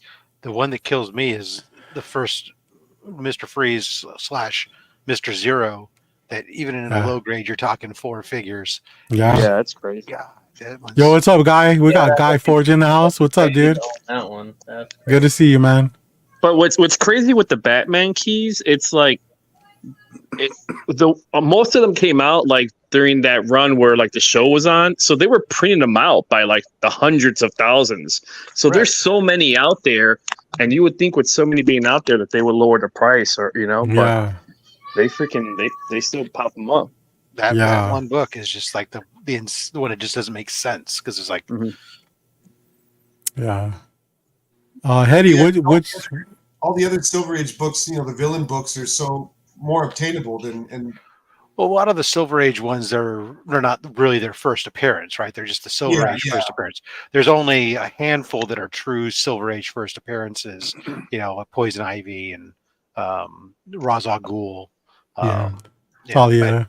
But even still, those are nothing like Mr. Zero. I mean, what the hell? $1,200 for a 1.5. Yeah, and Arnold Schwarzenegger ruined that character. So why Right.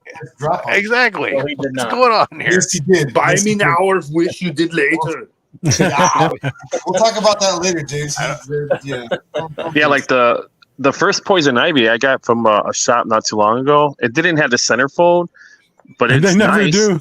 Yeah, it was nice, and I got it for $80. I mean, I couldn't pass that up, That's affordable, man. I got a copy of missing a centerfold and chewed up pages or chewed up cover, but the center of the cover is good. Paid $30. $30. Let's switch. $30. Nice.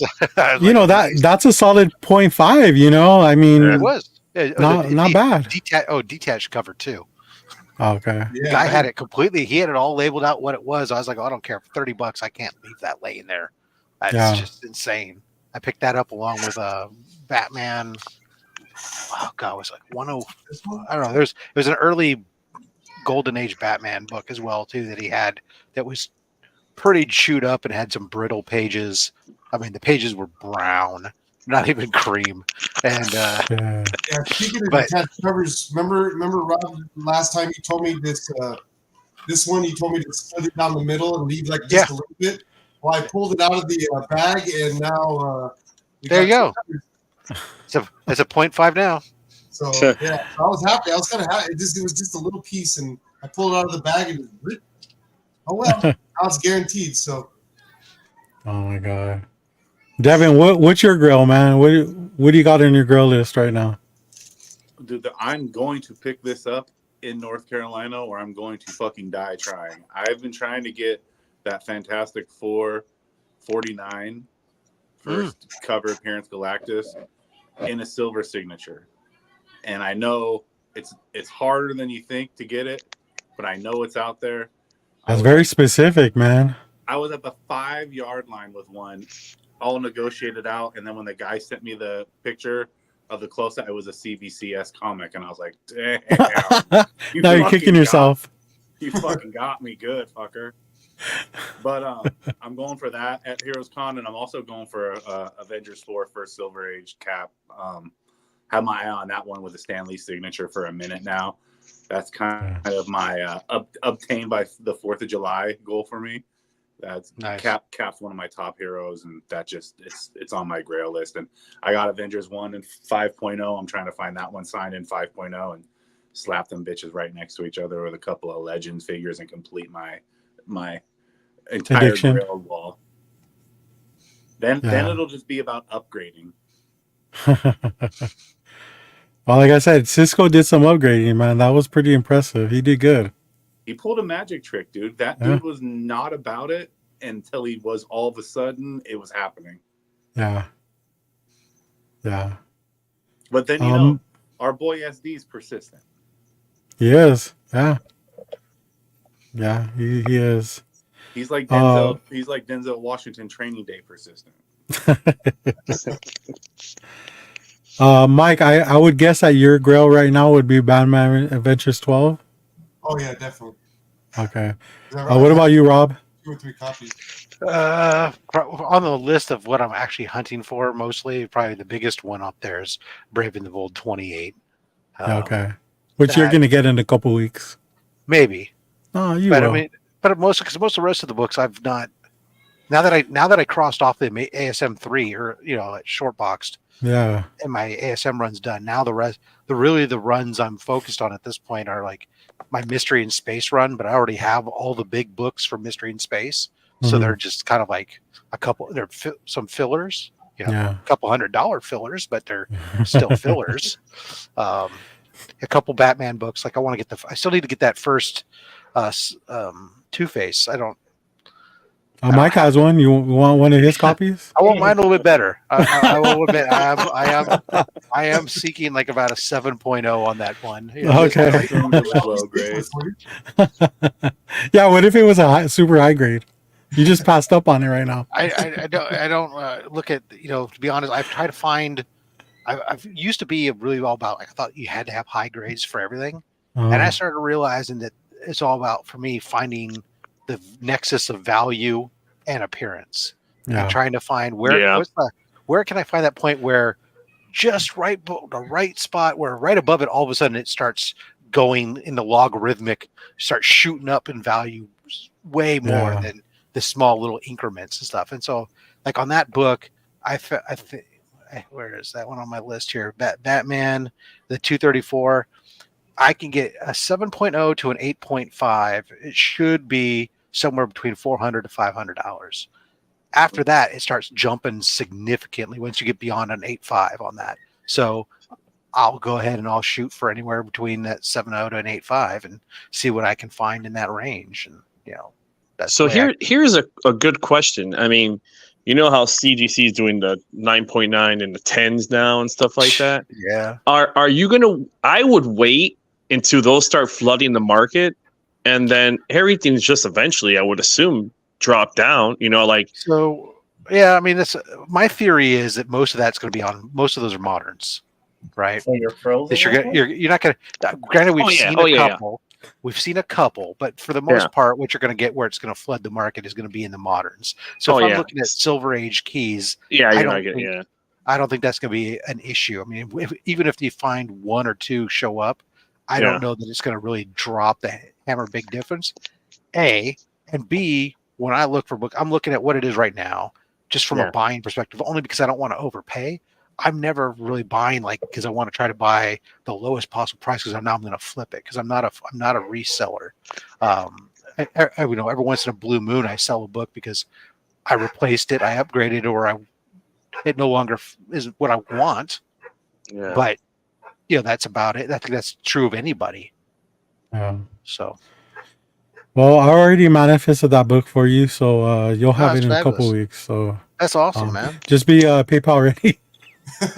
No, Zelle, baby, Zelle. Okay, that too.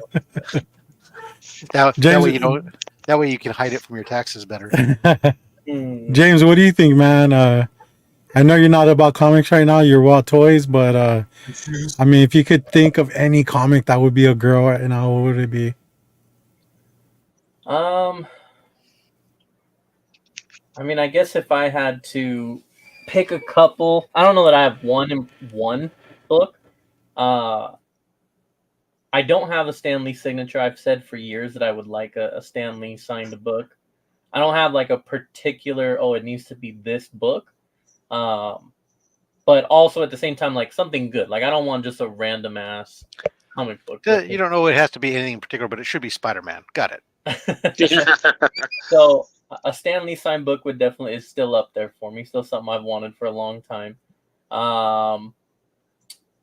Giant size X-Men would definitely be there as well. Well, Mike has one, so I have one. Slide up my DMs later. We'll talk. I guess from there would just be upgrading. Like I've said it for a long time now. Like I am pretty content with a lot of my stuff, and especially like my Batman stuff. So to the point that Rob was making of the Nexus, for me would be upgrading my Batman 251. I want to say right now I have a 4.5 or something like that. Yeah, you're better than that. It's been a while since I've looked, but like for me, the one that I could own and be like, okay, I'm good for quote unquote ever is in like that 8 to 8.5 range, because it's still, again, it's been a few years since I've looked, but it's relatively affordable at that point. It doesn't jump crazy yet. What's up, Southern? In that 8 to A5, they also like look really, really nice. Yeah. So that would probably be like my upgrade book, and then I'd be like, all right, I'm good there. But yeah, That's our buddy Steve's threshold right there is a 8. He won't go. I don't think he goes underneath the 8. And Yeah. it's weird to see like a House of Mystery 92 and an 8. You know, like what the fuck? I think his is like a 9. he's You know, pretty so good at 9s on everything. What if we Yeah. can get you that 251 and a 9.2? How's that, James? Oh no, I would pass. But yeah, I guess I'd say stuff like that. I think if I were to think of the books, I'm like you know how. So I've heard like females hit this point where like they know they're ready like to have a baby and stuff. I think for my version of comics, as far as that goes, would probably be like I would like a Vampirella 1 or a Sergeant Fury #1. I feel like Sergeant Fury it's pretty affordable now. I mean, and there's more people posting them online. So I think that's more doable than a Vampirella right now. But only time will tell. I just think that they're good books. Like It's all right. I like to have them in my collection. There's lots of little books, smaller books that I do that. Like I have in my list of what I'm looking for. When I go out there, because I still need to pick up a first Mr. Miracle, first Deathlock, whatever. I'd like to upgrade my first Dark Side, certain things like that. Because like the Dark Side, first Dark Side I had, the Forever People 1. Mm-hmm. I only got it. It's like a 4.0 because it was a throw-in on a deal when I was picking up first Silver Age Catwoman. To make the deal right, I had to have him throw something else in because he wouldn't come down. So I had to, throw that book in for this price. It's just to make the deal work. Yeah. There's little books like that. I wouldn't mind getting a first Wally West. Oh, hell yeah. Yeah, that's it. You know what? That is a good key. I would like. Yeah. Yeah. Flash 110. It's not ridiculous. Like it's not like trying to get first Barry Allen. Like you got to sell a kidney. Hey, SD's almost there, man. I would like to get the first Nightwing, but I do have a replica of it. Let me see. And that it's actually first signed Nightwing, by not really first Nightwing. Oh shit! I was or like, what? Robin, but it's. I was like, hey, these Midwest people, man. I don't know about them. First Dick Grayson got it. Okay. Yeah. It's signed by Jerry Robinson. Nice. Nice. Hell yeah. So I want Bob Kane. I can't get Bob Kane, but hey, close enough, That would be awesome to get a Bob Kane. I mean, they're out there. It's just not that many. Yeah. Also, I have I'm getting ready to send some books into CGC, and they're gonna be vintage. And you don't know this, Rob, but I was looking at your wall and I was like, wouldn't it be funny to grade books that you have on your wall already? Hey, build your own wall. No, just to grade them, be like, But see, the problem is that, so I'm planning grade 10. Either I already have the ones graded that you have up on the wall, or I don't have them at all. But I would say that there's like 3 of them right now that I have that I would send in the grading that are on your wall. So, the number still stays the same.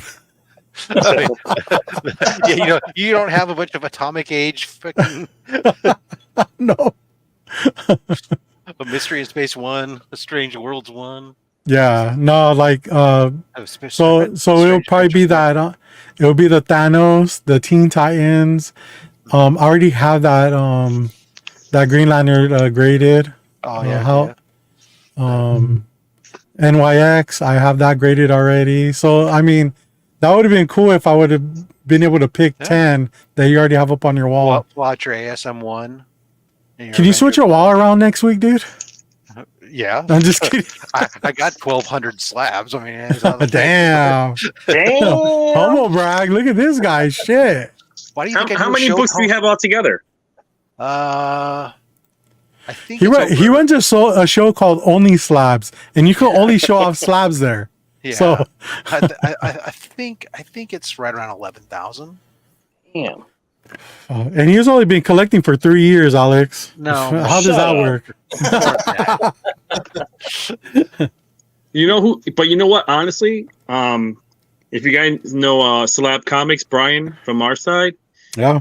when he first got in, he had like a few comic books. Take a look at his videos and see how many comic books he has now and how many slabs he has now.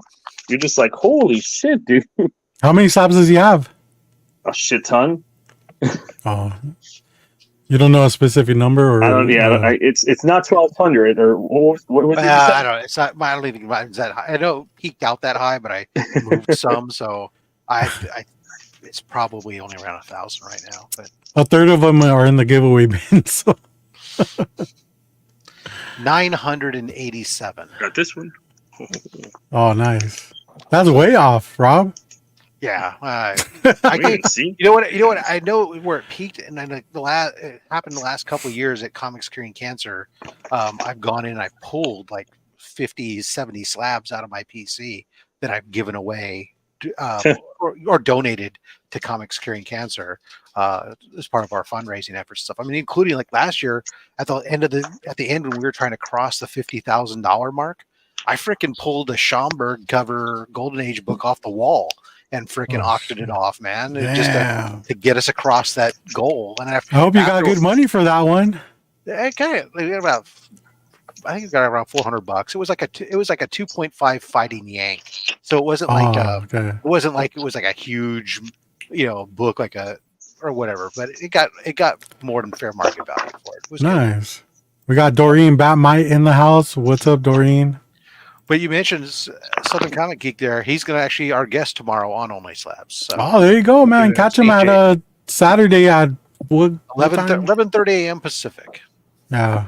On the dot.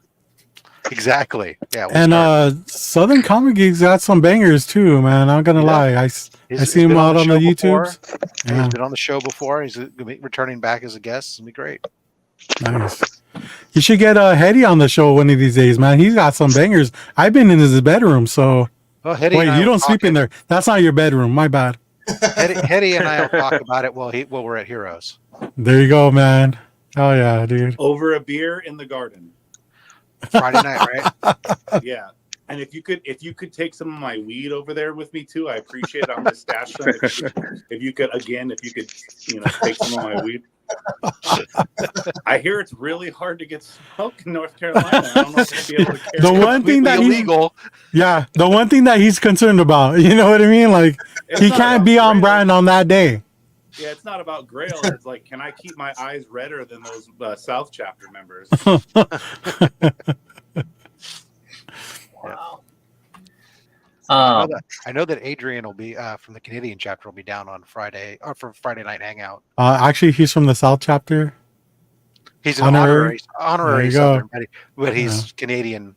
Yeah, I watched that episode. I'm hip. That shit was hilarious. What do you got, James? No, I was just gonna totally change subjects with Mike here, so we could talk our McFarlane Marvel stuff. Okay, before you guys do that, I want to show something because I don't want to forget because we were talking about this morning. Not me and you, me and JD, which he's in here right now. You guys can see that, right? Look at this. How impressive is this? Fucking Hot Wheel. My name is Optimus Prime.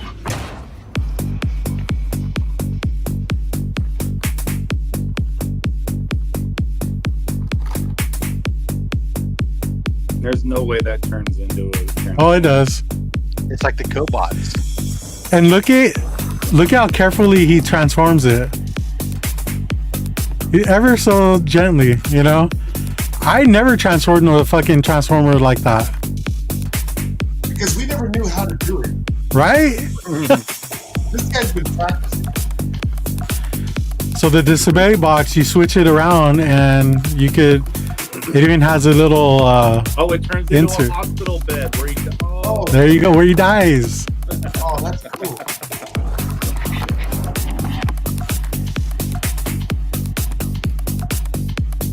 Hey, James is ordering. That's dope. What do you guys No. think about that? That is pretty. That's That's yeah. awesome. I saw that It's earlier. one of the most expensive Hot Wheels ever, I'm sure. Is it worth $80? Oh, only $80. That's not bad, but Yeah, considering but you're gonna have what to buy does it a from the full size secondary Transformer market. cost? Because Yeah. Just like when James gets into this McFarlane toy talk shit, none I of want those the toy Oyster Man producers put enough out for you to get them. They want the aftermarket. They want them selling for 160 each. Yeah, I know that the Hot Wheel guys will be all up on it, think that they're great, but Like I was saying earlier that it reminds me of real Transformers back in the day. Like the metal ones, the legit metal yeah, ones. exactly, yeah. see, because So, of the but size, it reminded me of GoBots. but that's why I found it funny how he was transforming it, because he was all like delicate with it. Yeah, because Like, With the paint's gonna gloves. chip. Yeah. Paint's gonna chip so hard the second it rubs against itself on one of those fucking. I know it looks like it has rhinestones in it somehow, like on the sides. Yeah, there's a little It's bit of a bedazzled. double-edged sword when you do such nice color matching schemes. True. All right, what do you got for McFarlane, dude? What's up? I'm excited What do you to got? talk toys, James. I'm really juiced All to right. hear your opinion on these. We're gonna be positive, and then I'm gonna let my man Alex kind of take the negative spin on it. like you do. So, I tried to kind of find like all the pictures, but really all I can find right now, just quickly searching while doing the show, is at first I just saw that McFarlane and Marvel were teaming up, and I was like, all right, so What? is he about to take over with the Marvel figures? And I got a little excited there. It's a little different. So it's actually going to be these. There's going to be 110 and 1/6 scale figures. Now, my understanding is this is going to be an example of one of the 1/6 scale. So this is obviously ASM 301 with the cool little backdrop and everything. This is definitely dope. I will. I don't know when they come out, but I definitely will be wanting to pick this one up for sure. And I don't really do these type of statue figures thing very often. Looks like you're also going to get a little comic included. And then the other one that they showed off was the Captain America one, which is also pretty dope. Little assassination nation there. And then the one that I don't, so I can't find any of the pictures of the 110. If someone does have those and wants to DM me so I could share screen here. But I know that for sure there's going to be a Deadpool, Wolverine, Iron Man, and the two that we already said, Captain America and Spider-Man. So I did see a picture of the Deadpool one. It's like Deadpool, New Mutants 98 kind of thing. But I have yet to see the Wolverine one. I know that he did a whole panel. I have not had time to watch the panel to grab the pictures of it, but yeah. So I think it's pretty cool. Of course, I love McFarlane, so having a McFarlane Spidey is definitely a dream. Now, that's kind of why I was excited about and I thought originally like this is going to be regular action figures because I would definitely love to see what he could do with that. I guess these little posed statues is a nice consolation prize. I think that's a cool idea to do like a, kind of do a comic book cover and make it come to life, so to speak. Yeah. I think that's cool. The DC ones still look better. Those that Captain America one looks like dog shit, but whatever. That's just me. I think the DC ones are more articulate, more accurate. Did they say what the price point's going to be? Not that I've seen. But again, that could have $100. Marvel usually sells less than DC because DC's better, so they'll probably go right to the clearance aisle. That definitely could have been said in the panel, but again, I have not had a chance to watch it yet. But the one I wanted to ask you about, James, is did you see the? I know me and you were both a big fan of this one, the Green Lantern Batman one. Green Lantern Batman. Look up the Green Lantern Batman one, dude. It looks dope. Like a new figure, or I don't remember if it was a new one. I was going through the website because I got. Well, if this is what I'm thinking of, it's definitely not new. I don't think it was new, but Yeah, no, this one right here. Hold on. But I saw that one. I just saw it on Facebook or something. Are we talking and like I that? had to- The one on the right here? Yeah, that's awesome. I know we're both like, we love that book. I think that's one of the coolest books. Yeah. And I didn't realize they had. I mean, now I have to get it because I like the other one better, the one that looks like the Joker. I can never say the name of it. You know what I'm talking about, right, James? Right here. You talking about this thing? No, the one that looks like the Joker, not Green Lantern. Batman or who's Jokerized? Batman or Green Batman. Lantern Jokerized? I Batman. only have the Yellow Lantern. Purple one. suit with a spray painting on it. Yeah, are we talking like Zenara, the one that I showed? Yeah, That one? Oh, I got you. The one that's still in a box right here? Hey, James, how much you want for it, dude? Not for sale yet. James, let's talk, bro. Are we talking about, you're talking about this guy? Mm-hmm. wow. that's dope. That one was a good one. Yeah, I haven't obviously taken him out the pack. It's a good companion piece for the comic, too. I don't know if you were planning on... I bet you he plays with that in the bathtub every night, dude. I did end up getting that one, that slab that we were talking about. I think when I was down there for, I don't remember which time, but when I was down there recently, I just picked up that slab of it. What? Of the Zenara Batman, and it was like No, you got that graded, didn't you? yeah, that's what I'm saying. Yeah. Oh. So yeah, I mean, I guess I could put a nice little display. No, you sent it in a CGC and got it back in 98. No? No, I bought it already graded. Oh, that's right. Yeah. Good choice, dude. I haven't. $300 well spent. I'm quite long overdue for a CGC submission, but Alex, if you have a second, I mean, I don't say this in a mean way. Like, you are have been very vocal about your opinion on McFarlane toys and the good and the bad. Well, no, I mean, like, it's more about the price point. I mean, like, so, like, the Build-A-Figure ones, like, it was, like, 20-something, and then it went up to, like, 30, and then, like, the last run he did was $39. And I'm just like, what the hell, And then, he'll, like, the Dr. Fate, like, I wanted that Dr. Fate, but I'm like, I'm not paying $40 and it's a Build-A-Figure, because that's the only figure I would have got, because I'm not like, I have to collect them all to get this thing. But I just think the price increases was creeping and creeping and creeping. And the thing was, I would understand if there was more, like, accessories that were added, but it's just a figure. It's a regular figure that if it was not Build-A-Figure, it would be $20. But now that it's a Build-A-Figure, it's 40. I'm like, that's just ridiculous, And why do they have to be 8 inches fucking tall, every one of them? I'm just saying, bro. I'm only good for 6-inch figures. That 8 inch. Those extra knuckles, that should make you gay so fast.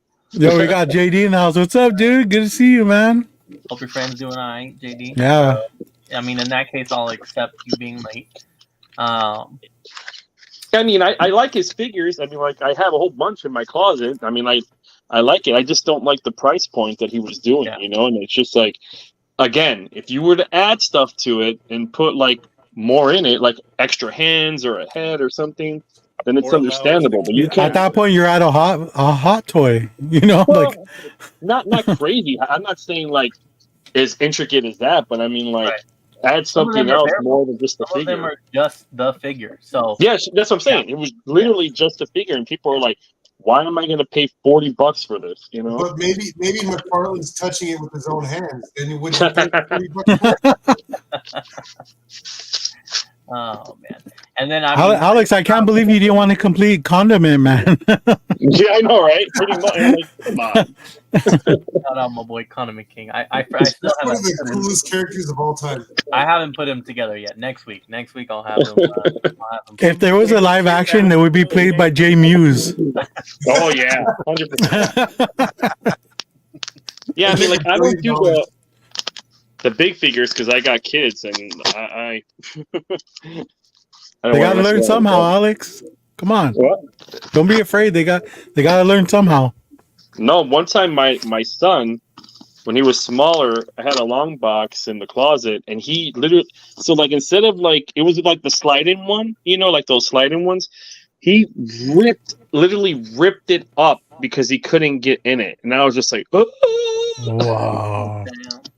So That's he what learned dog that. pound and leave him there. Take him down to the local fire department and leave him there. That's all you do. You rip something like that, you're going to the fire department. Yeah, hey, Mike knows he has 7 kids, but at one point he had 9. So Damn. Dr. Dropbox. With forever families now.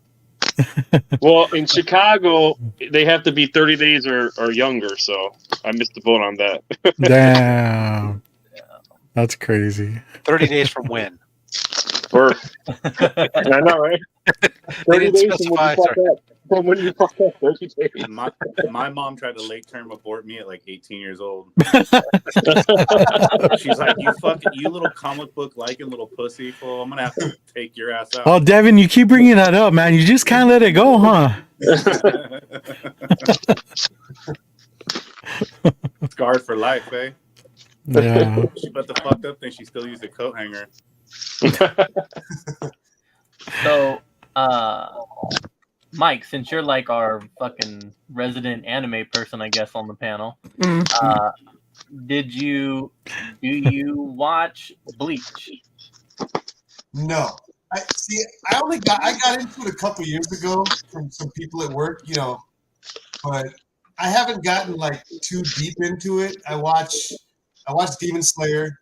That's what I started with Demon Slayer. I watched Naruto because I'm trying to get caught up on all this. Some of this stuff is 10, 20, 50,000 episodes in. So I watched Chainsaw Man. What is it? Steampunk or Cyberpunk? That was a great show. One Punch Man, stuff like that. But I can't. Yeah, some stuff I just can't. I don't know. Bleach kind of seems too Street Fighter-ish for me, and I don't like that shit. Mortal Kombat was better. I mean, it is a fighting game. That's yeah. But Bleach just looks like you're playing. It looks like you're watching two people play fucking Street Fighter. Okay, I'm not familiar with it at all. But actually, there is a new one coming out pretty soon. It's Suicide Squad anime, and it's like. I don't know the name of the. That sounds horrible, dude. JD, we're still on, bro. It's like it's like a time travel. You want to go? You guys are fucking animals. 7 a.m. Oh, yeah. I mean, we were kind of debating on it. Like, not to cut you off, Mike, but we're debating on it. There's a warehouse comic book dollar bin thing going on in San Dimas. And we're debating on it because there, that's halfway to you, fucker. I know. Football team rules. Mike's not even paying attention. What are you doing? You're trying to find your wiener? Look up the anime. It's called Suicide Squad Isekai. So it's like a time travel type where they travel to a different dimension. Now it sounds like an even worse idea. No, it's absolutely not. Go ask Sarah. Sarah will back me up on this. We'll see. We'll see how it is. But I think it's gonna be cool. Yeah, I can't get into all kinds of stuff. I don't have enough time. So I only asked because recently in the last couple of weeks, so McFarlane's announced a few partnerships. So number one was the Marvel. A couple days ago was partnering with Viz Media, and his first one is going to be Bleach: The 1,000-Year Blood War, and making a line of figures for that, which will be summer 2024. So I guess for people who are into Bleach. And then a couple weeks ago, he also announced that he was partnering with UFC. So he's also going to start doing UFC figures as well, which looks like they will be 6-inch figures, Hetty. Mm-hmm. But yeah, I'll be interested in seeing who he comes out with first. I never was into. I don't know that I would do sports. UFC, he could be doing I want to wrestling too now because they're one company. I'll take a Chuck Liddell one. TKO. I can, yeah. They're all one brand. TKO. Chuck Liddell is the goat. No, I'll get the Chuck Liddell one and slap it around. I love Chuck Liddell. So if he did a Chuck Liddell one, that would be cool. So I'll. Hey, you know I met Chuck Liddell once, right? No. Oh wow, okay. Never mind. That you met him? Right down. It's a West Chapter history, dude. Like, what are you talking about? And proceed. I walked in front of him, took like a selfie, like with him in the background somewhere. Did not say one word to him. But I still got props as if I did meet him and talk to him. So I mean, that's technically meeting him. yeah. If he knew what you were doing. Also going back to bleach, Mike, isn't that your favorite smell? No, mine's actually chloroform. Fabulosa. Speaking of putting people to sleep, I gotta put the kids to sleep. You guys, happy Friday! I might see you guys at the warehouse sale tomorrow. Bin Vulture. Yeah. Let us know. Cool, man. Thanks for joining us, man. Yes, sir. This one's for See you, you. bud. Oh shit. Just the old, if it wasn't for chloroform and Stockholm syndrome, you'd never have a date.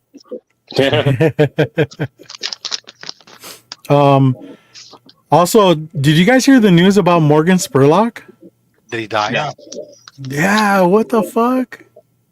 He's only like 55 years old. Here's what happens. People live for a certain amount of time and then they stop living. Yeah, but when they go, it's like, man, that was too early, you know? Wow. No, I think He did his documentaries. His movie. What else is he going to do? I loved He his got- documentaries. He got rid of supersize, man. I want that 64-ounce Coke back, man. Yeah. No, we have it over here, dude. You should move over here, Alex. There's a lot of good things happening over here. Wait, 64 ounce what? Like the supersize. Remember the old school supersize? Oh, yeah. Those things were like massive, you know. Remember the bucket of fries? They used to have a bucket of fries. Mike used to be a collector of the 7-Eleven big fucking cups. I don't know if you have 7-Eleven out there. I got one of those. Yeah. The freaking plastic freaking size of your head mug. Yeah. Gulp. Whatever the hell size called it. When I used to work retail, that was the best, man. I'd fill that up in the morning on my way into the shop, and half of it filled with ice, and keep it freaking cold Oh, and yeah. stuff all day long. Yeah, I'd fill it up with Pepsi, and it was good all day. What's up, our chemist? Good to see you, man. What up, dude? Yeah, over here you can still fill up your 64-ounce. Mike had 100 and what was it? 109? It was 109. 100 ounce. Yeah. I still have that one. I Yeah, have both of them. and Mike drinks 0 cups of water a day. So, like literally, dude. I don't Yeah. think I drink of water for probably 3 weeks now. Like, it's like honestly, I get it. When I was young, I used to do that too. I'm not sure. I'm gonna die in like 10 years. I'm gonna be like this. And James is got the wheel. We saw nothing but coffee and Coke, and then later on, coffee and Yeah, sweet right now I tea. got a Monster and I got a Pacifico. Then I got diabetes, and now it's water and black coffee and the occasional bourbon. No. Oh, The cowboy liquid diet. Oh, I know, huh? You got anything else, James? Or No, I guess. Let's see some more shoes. Well, I mean, we covered toys, comics. I was gonna say if there was anything like, other Rob's favorite video game stuff, but I think the only thing that really happened was, I know you showed off like a couple of Nintendo games that were coming out soon. Yeah. But other than that, we got a new Fortnite season. I've already been playing. I downloaded it. I haven't been playing it yet. James, send me your gamer tag. Let's play tonight, dude. Come on. I don't know about that, but I don't know about playing tonight. But no, I will be on there. I know that we're gonna get Magneto soon. 39 days to be exact. Yes. That'll be pretty damn cool. to get him. Fallout. They're doing a Fallout. It's Yeah. like Fallout themed, Mad Max looking type, Yep. season. It looks pretty badass. So yeah, now that I'm like back into Fortnite, And I don't know if you've seen the videos of that streamer Ninja, but he's already rage quit like 10 times today. So, really, Who? oh yeah, Ninja. He's a Oh, big Fortnite streamer, and he every season something happens, somebody kills him, and he gets mad and he just throws his shit and just leaves. He's like, I'm not playing anymore. I'm not what playing anymore. the hell? He just Wow. rages. He's like one of the best players in the world, like Fortnite. And he got his ass kicked by a 10-year-old. So I feel every time I unbox a Fortnite comic book, I rip it to shreds right on the spot. Yeah. I'm gonna show this real quick. It's in Japanese, but I think it tells the gist of this game. Mike, this is the one I was telling you Oh, about. yeah. 急いでキノコを取れ一匹残らず倒 Keep し it きる subtitled. とにかく出口を目指す No, などファミコンゲームの一場面でタイムアタック unavailable. 任天堂の13タイトルから150競技以上を集落 Let me translate for you guys real quick. Nintendo is releasing this championship game, and there are a bunch of mini games. So like some of these mini games they're like 3 seconds long, where you'll have to kill everything in the room, and it times you, and that times gets put up in the scoreboard. It just looks really awesome. And then there's a deluxe edition that has like pins and cards and a replica NES cartridge. ベストタイムを狙って何度もチャレンジ世界ランキング大会を毎週開催気軽に世界へ挑戦 Look, it's James. They're not Japanese. 押すわけで最大8人同時に対戦できるパーティーモードも楽しめる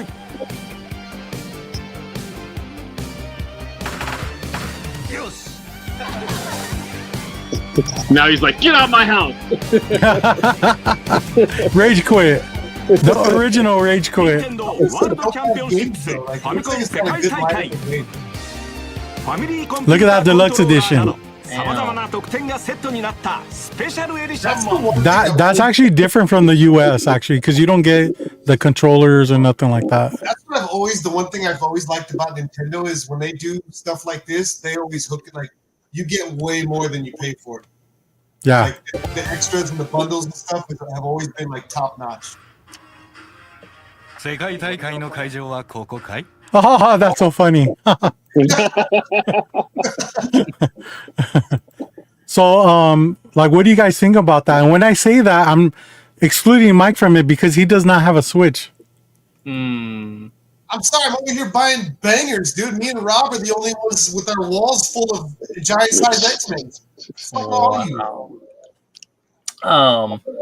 I don't have a Switch. I don't know. I mean, I'm not a big on You, like you NES. could have just not said that, Rob. My kids own Switches. I Oh, don't. there you go. You got two. Yeah, my son has a Switch. There you go. You guys have Switches. Mike does not. I have. an Mike, do your kids have a Switch? I'm about to Great, switch baby. I'm about to switch YouTube show. That's what I'm gonna do. I'm not big on the NES stuff. And so from what I saw in that trailer, is that not just like a compilation of other NES games? Like Old games. Yeah. Yeah. okay, That's what it looked so like. it's just a Yeah, bunch those of games NES are older games than put these into games. one. I but like I honestly said- thought they were just showing off their version of here's a little console preloaded with a bunch of old games. So you're not gonna pick it up, James? No. They're not even complete games. They're just like little snippets of like a level, and you got to finish it in a certain time, and then it gets put up to. It sounds really fun. This is a rendition of the champion tournaments that they used to have, like in the 80s and 2000s. Oh, that's way before James time. I get it. Yeah. I'll save my money. You know who they should have had? They should have had Fred Savage doing the commercial. Oh, dude. So, if you see those people when you see those people in the commercial, they're actually tournament winners from the past. Oh yeah. Yeah, so I understood that in the Japanese talking and stuff. So that's who they are. Because you're looking at them thinking like, who the fuck are they? They're just like, actors or whatever, but they're not even that. What's up? Yeah, and then at the end is like this guy pops out and he's like the best of the best. But like, who would know that? Like. I say that requires some deep Nintendo knowledge. Yeah. Yeah. So the original game itself is $30, but then you're able to get for twice the price, which I already went and pre-ordered.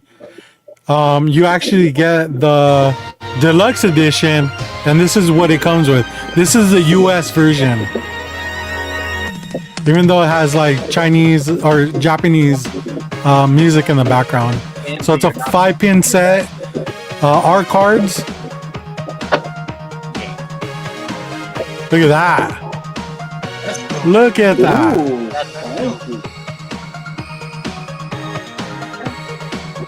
And see, that's totally worth the price. Like, that's totally worth it. I mean, doesn't that put you guys over the edge?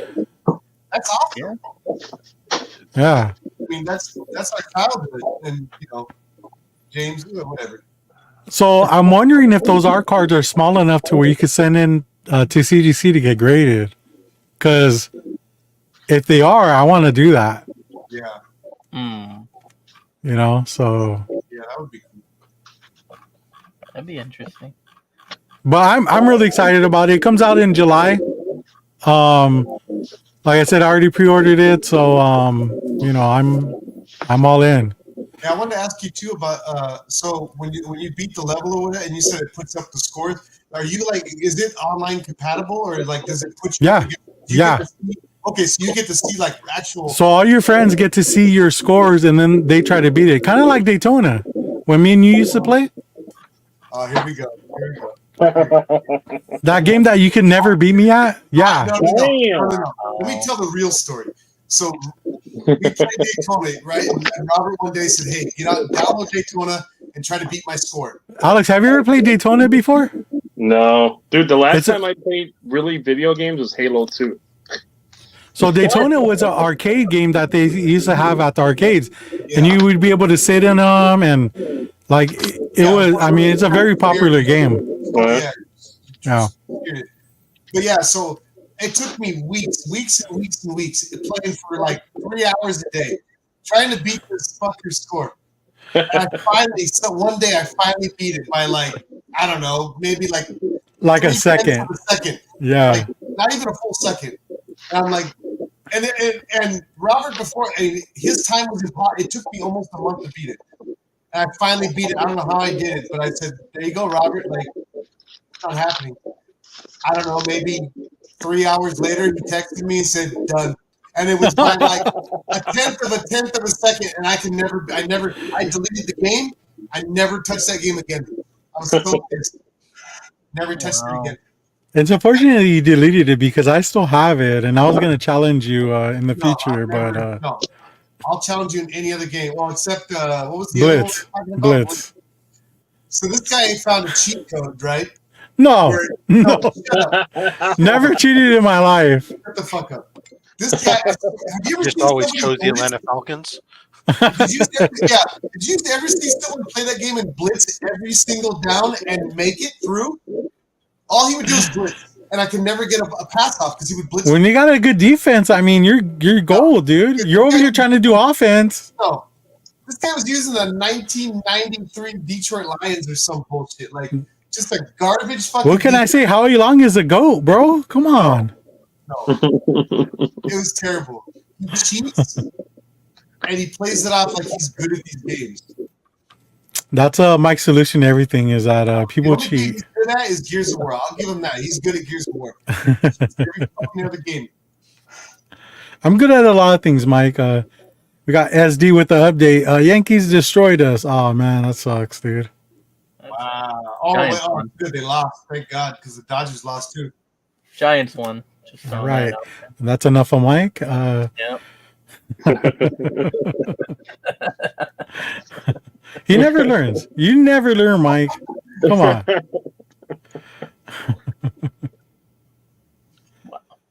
All right. Well, I think that's a good time to cut it. I mean, I think it was a great show, dude. Yeah. I mean, hey, Alex, thanks for hanging out with us, bro. Like, Yeah. Thanks for having me. yeah, you exceeded expectations this time. As far as the time limit goes. I know. Mike, maybe you could just join us without showing some fucking bangers, dude. Just hang out. I mean, it's kind of hard not to buy bangers now because I'm just so good at it. But I'm down to join whenever and just hang out. And I like, every time Rob's out now that I've met him, like I learned something new every time.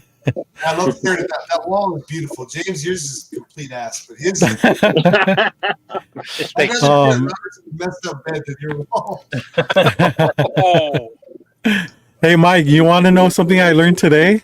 What? Is that you have bangers that people strive for, they just don't want yours. Yeah, that's true. Hey, I'll take it. I don't care because I still have it. Let me tell you something. We once had a guest come on who was brought on nothing but super low grade books. Right. I'm talking like he had CBCS graded books where they were 0.3, right? But he brought on Deck 27 and Action Comics 1 on the same show. And I've never had. So you know what? It's like I don't give a crap that you got a 0.3. Freaking that shit. I don't have anything of a Deck 27, and an Action 1, let alone one or the other. Yeah. Oh, and he had 3 copies of Batman 1. Of course he did. all super duper. I mean, literally, I don't think the biggest book he brought on was like the 2.0. Most of his stuff was like, married covers or like partially photo. Part of the cover's photocopy, part of the cover's the original cover, and stuff married together and stuff. But they were just incredible books. If I could ever get a Tech 27, I would stop collecting. I swear to God, that's it. That would be the book. Yeah, it's pretty crazy. I would still collect. I mean, I wouldn't. I wouldn't need anything. That's the one I know I'll never have. But if I could get it, that's it. I would probably sell that one to get better books. No, there is no better. It wouldn't be better, but okay. I know, right? Action Comics Wow, tough crowd, huh? Action Comics 1 is the second best book of all time. Tech 27 is the best. There's nothing above it. Nothing. Yeah, so we're just gonna go ahead and end there without that blasphemous. Wow.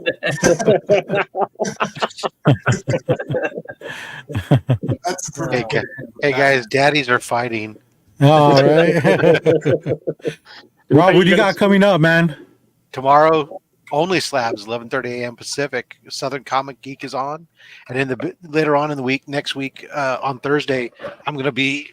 This box right here has 6 Silver Age Spider-Man slabs. Ooh! It started off as PGX, and we sent them in to have them cracked and regraded.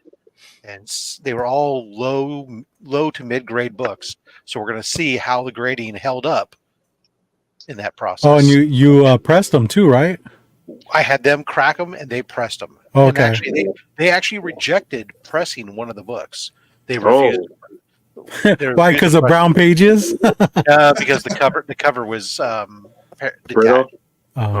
Detached, but yeah, no. So it'll be interesting. That'll be part 3 in my series on PGX conversion therapy. Oh, nice. Can't wait, dude. I watched your other ones and they're really good. It's crazy to me that the PGX grades held up, but you do press them and stuff, so maybe that helps. They were pressed when they went to PGX, and now you're handling them, taking them out of the slab. So I'm not like sending them off to like my special presser who does all kinds of voodoo on it, right? I'm having them pressed by CGC, which is basically a quick press. Yeah. So there's actually a new term for that. He's going to Daytona those books for you. Right. so I think since I'm not really trying to do anything that's scientific here, I'm just trying to get some stuff. I think that it's fair, given that you're handling the book, taking it out of the slab. I mean, the slab itself is easy, but the inner well, there's handling that occurs to that book.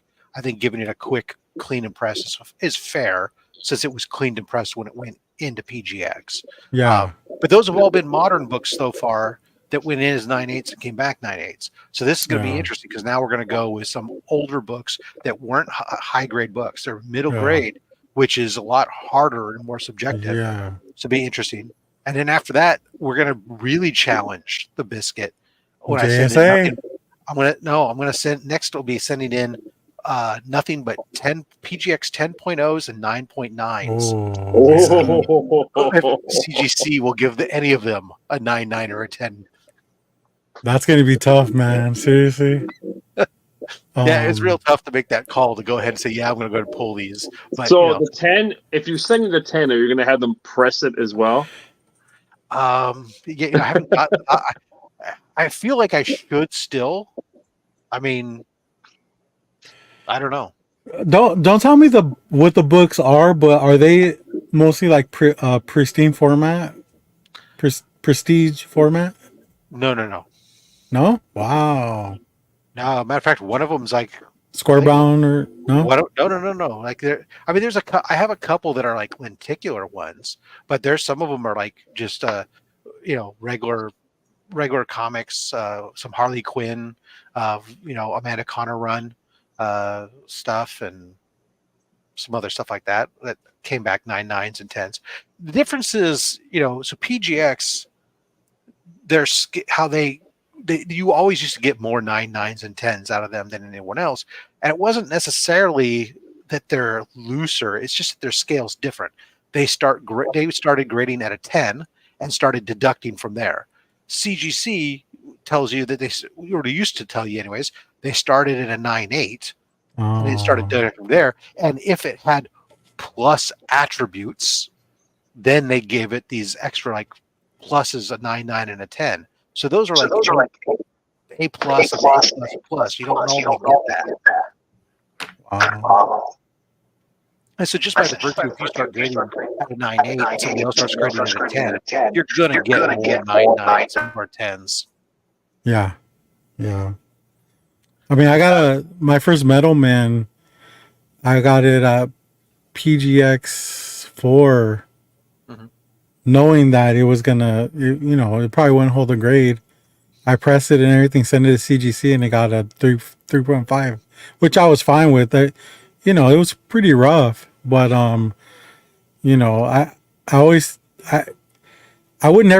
would not send myself. I wouldn't send PGX books to CBCS because I feel like I did that. Yeah, I mean that's and the Great Towel, dude. That's crazy. On the 9.8 moderns. Yep. Yeah. I mean, look, the thing is the biggest fallacy. But these were vintage books, or this was a vintage book. So the biggest fallacy anybody can have with any of these grading companies is to think that the grade should hold, just because it's a 9. Use the same scale. That's the only thing that's the same amongst any of them is the scale. And the fact that at one point they started essentially using the Overstreet guide as a basis. But since then, CBCS has customized their grading scale or their descriptions of what makes certain grades. CBCS has made their own one. PGX has it. So they've deviated from what their common train. And so just like, I don't know, languages, religions, whatever else, they ultimately become different. Yeah, true. Well, I'm glad that you're doing it and I don't have to pay for it. I'm sure you heard that before, dude, because that's a lot of money to be putting for a experiment or it's kind of like you're auditing them. You know what I mean, in a sense. Some of it's fun, some of it's content, but in some cases, the books I've sent in are books that have some value.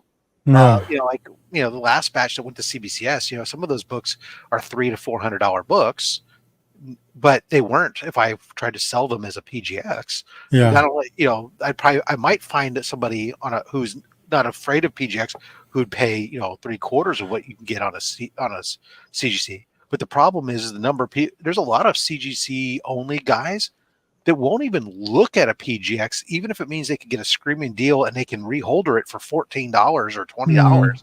You know, they go like, no, I don't want to deal with that. It's like, I'd rather buy it raw. And you're like, really? I mean, at least you got this is a third party saying it's in this range. I mean, I think that's more on. I'd rather trust PGX than trust some Joe Blow on the internet telling me his raw book is a 7.5. I mean, yeah, I get what you're saying. I don't know. I just and also like they do like the page count and stuff like that, and make sure like there's no coupons cut out. You know what I mean? You don't have to worry about that. in theory, there's people who've said that there's a lot of stories out there, and I've always questioned where the evidence is on certain things. I mean, there are some stories that I know are true from talking to. I've done interviews with PGX reps in the past, so I know some of the stuff was like in way back history, but it just perpetuates. And then there's other stuff that's just people have all kinds of stuff that you don't know. But I think the biggest knock that is true is when it comes to restoration. There's a lot of examples of people getting PGX books that have no restoration noted, and then CGC notes restoration. Now, whether that's a knock on PGX or CGC putting restoration things when they're not, I don't know. Because I haven't seen, I don't know, I haven't dug into it, but I know there are a lot of reported incidents of that do exist out there. Yeah. Or it's just an employee switching out the book. CGC, yeah.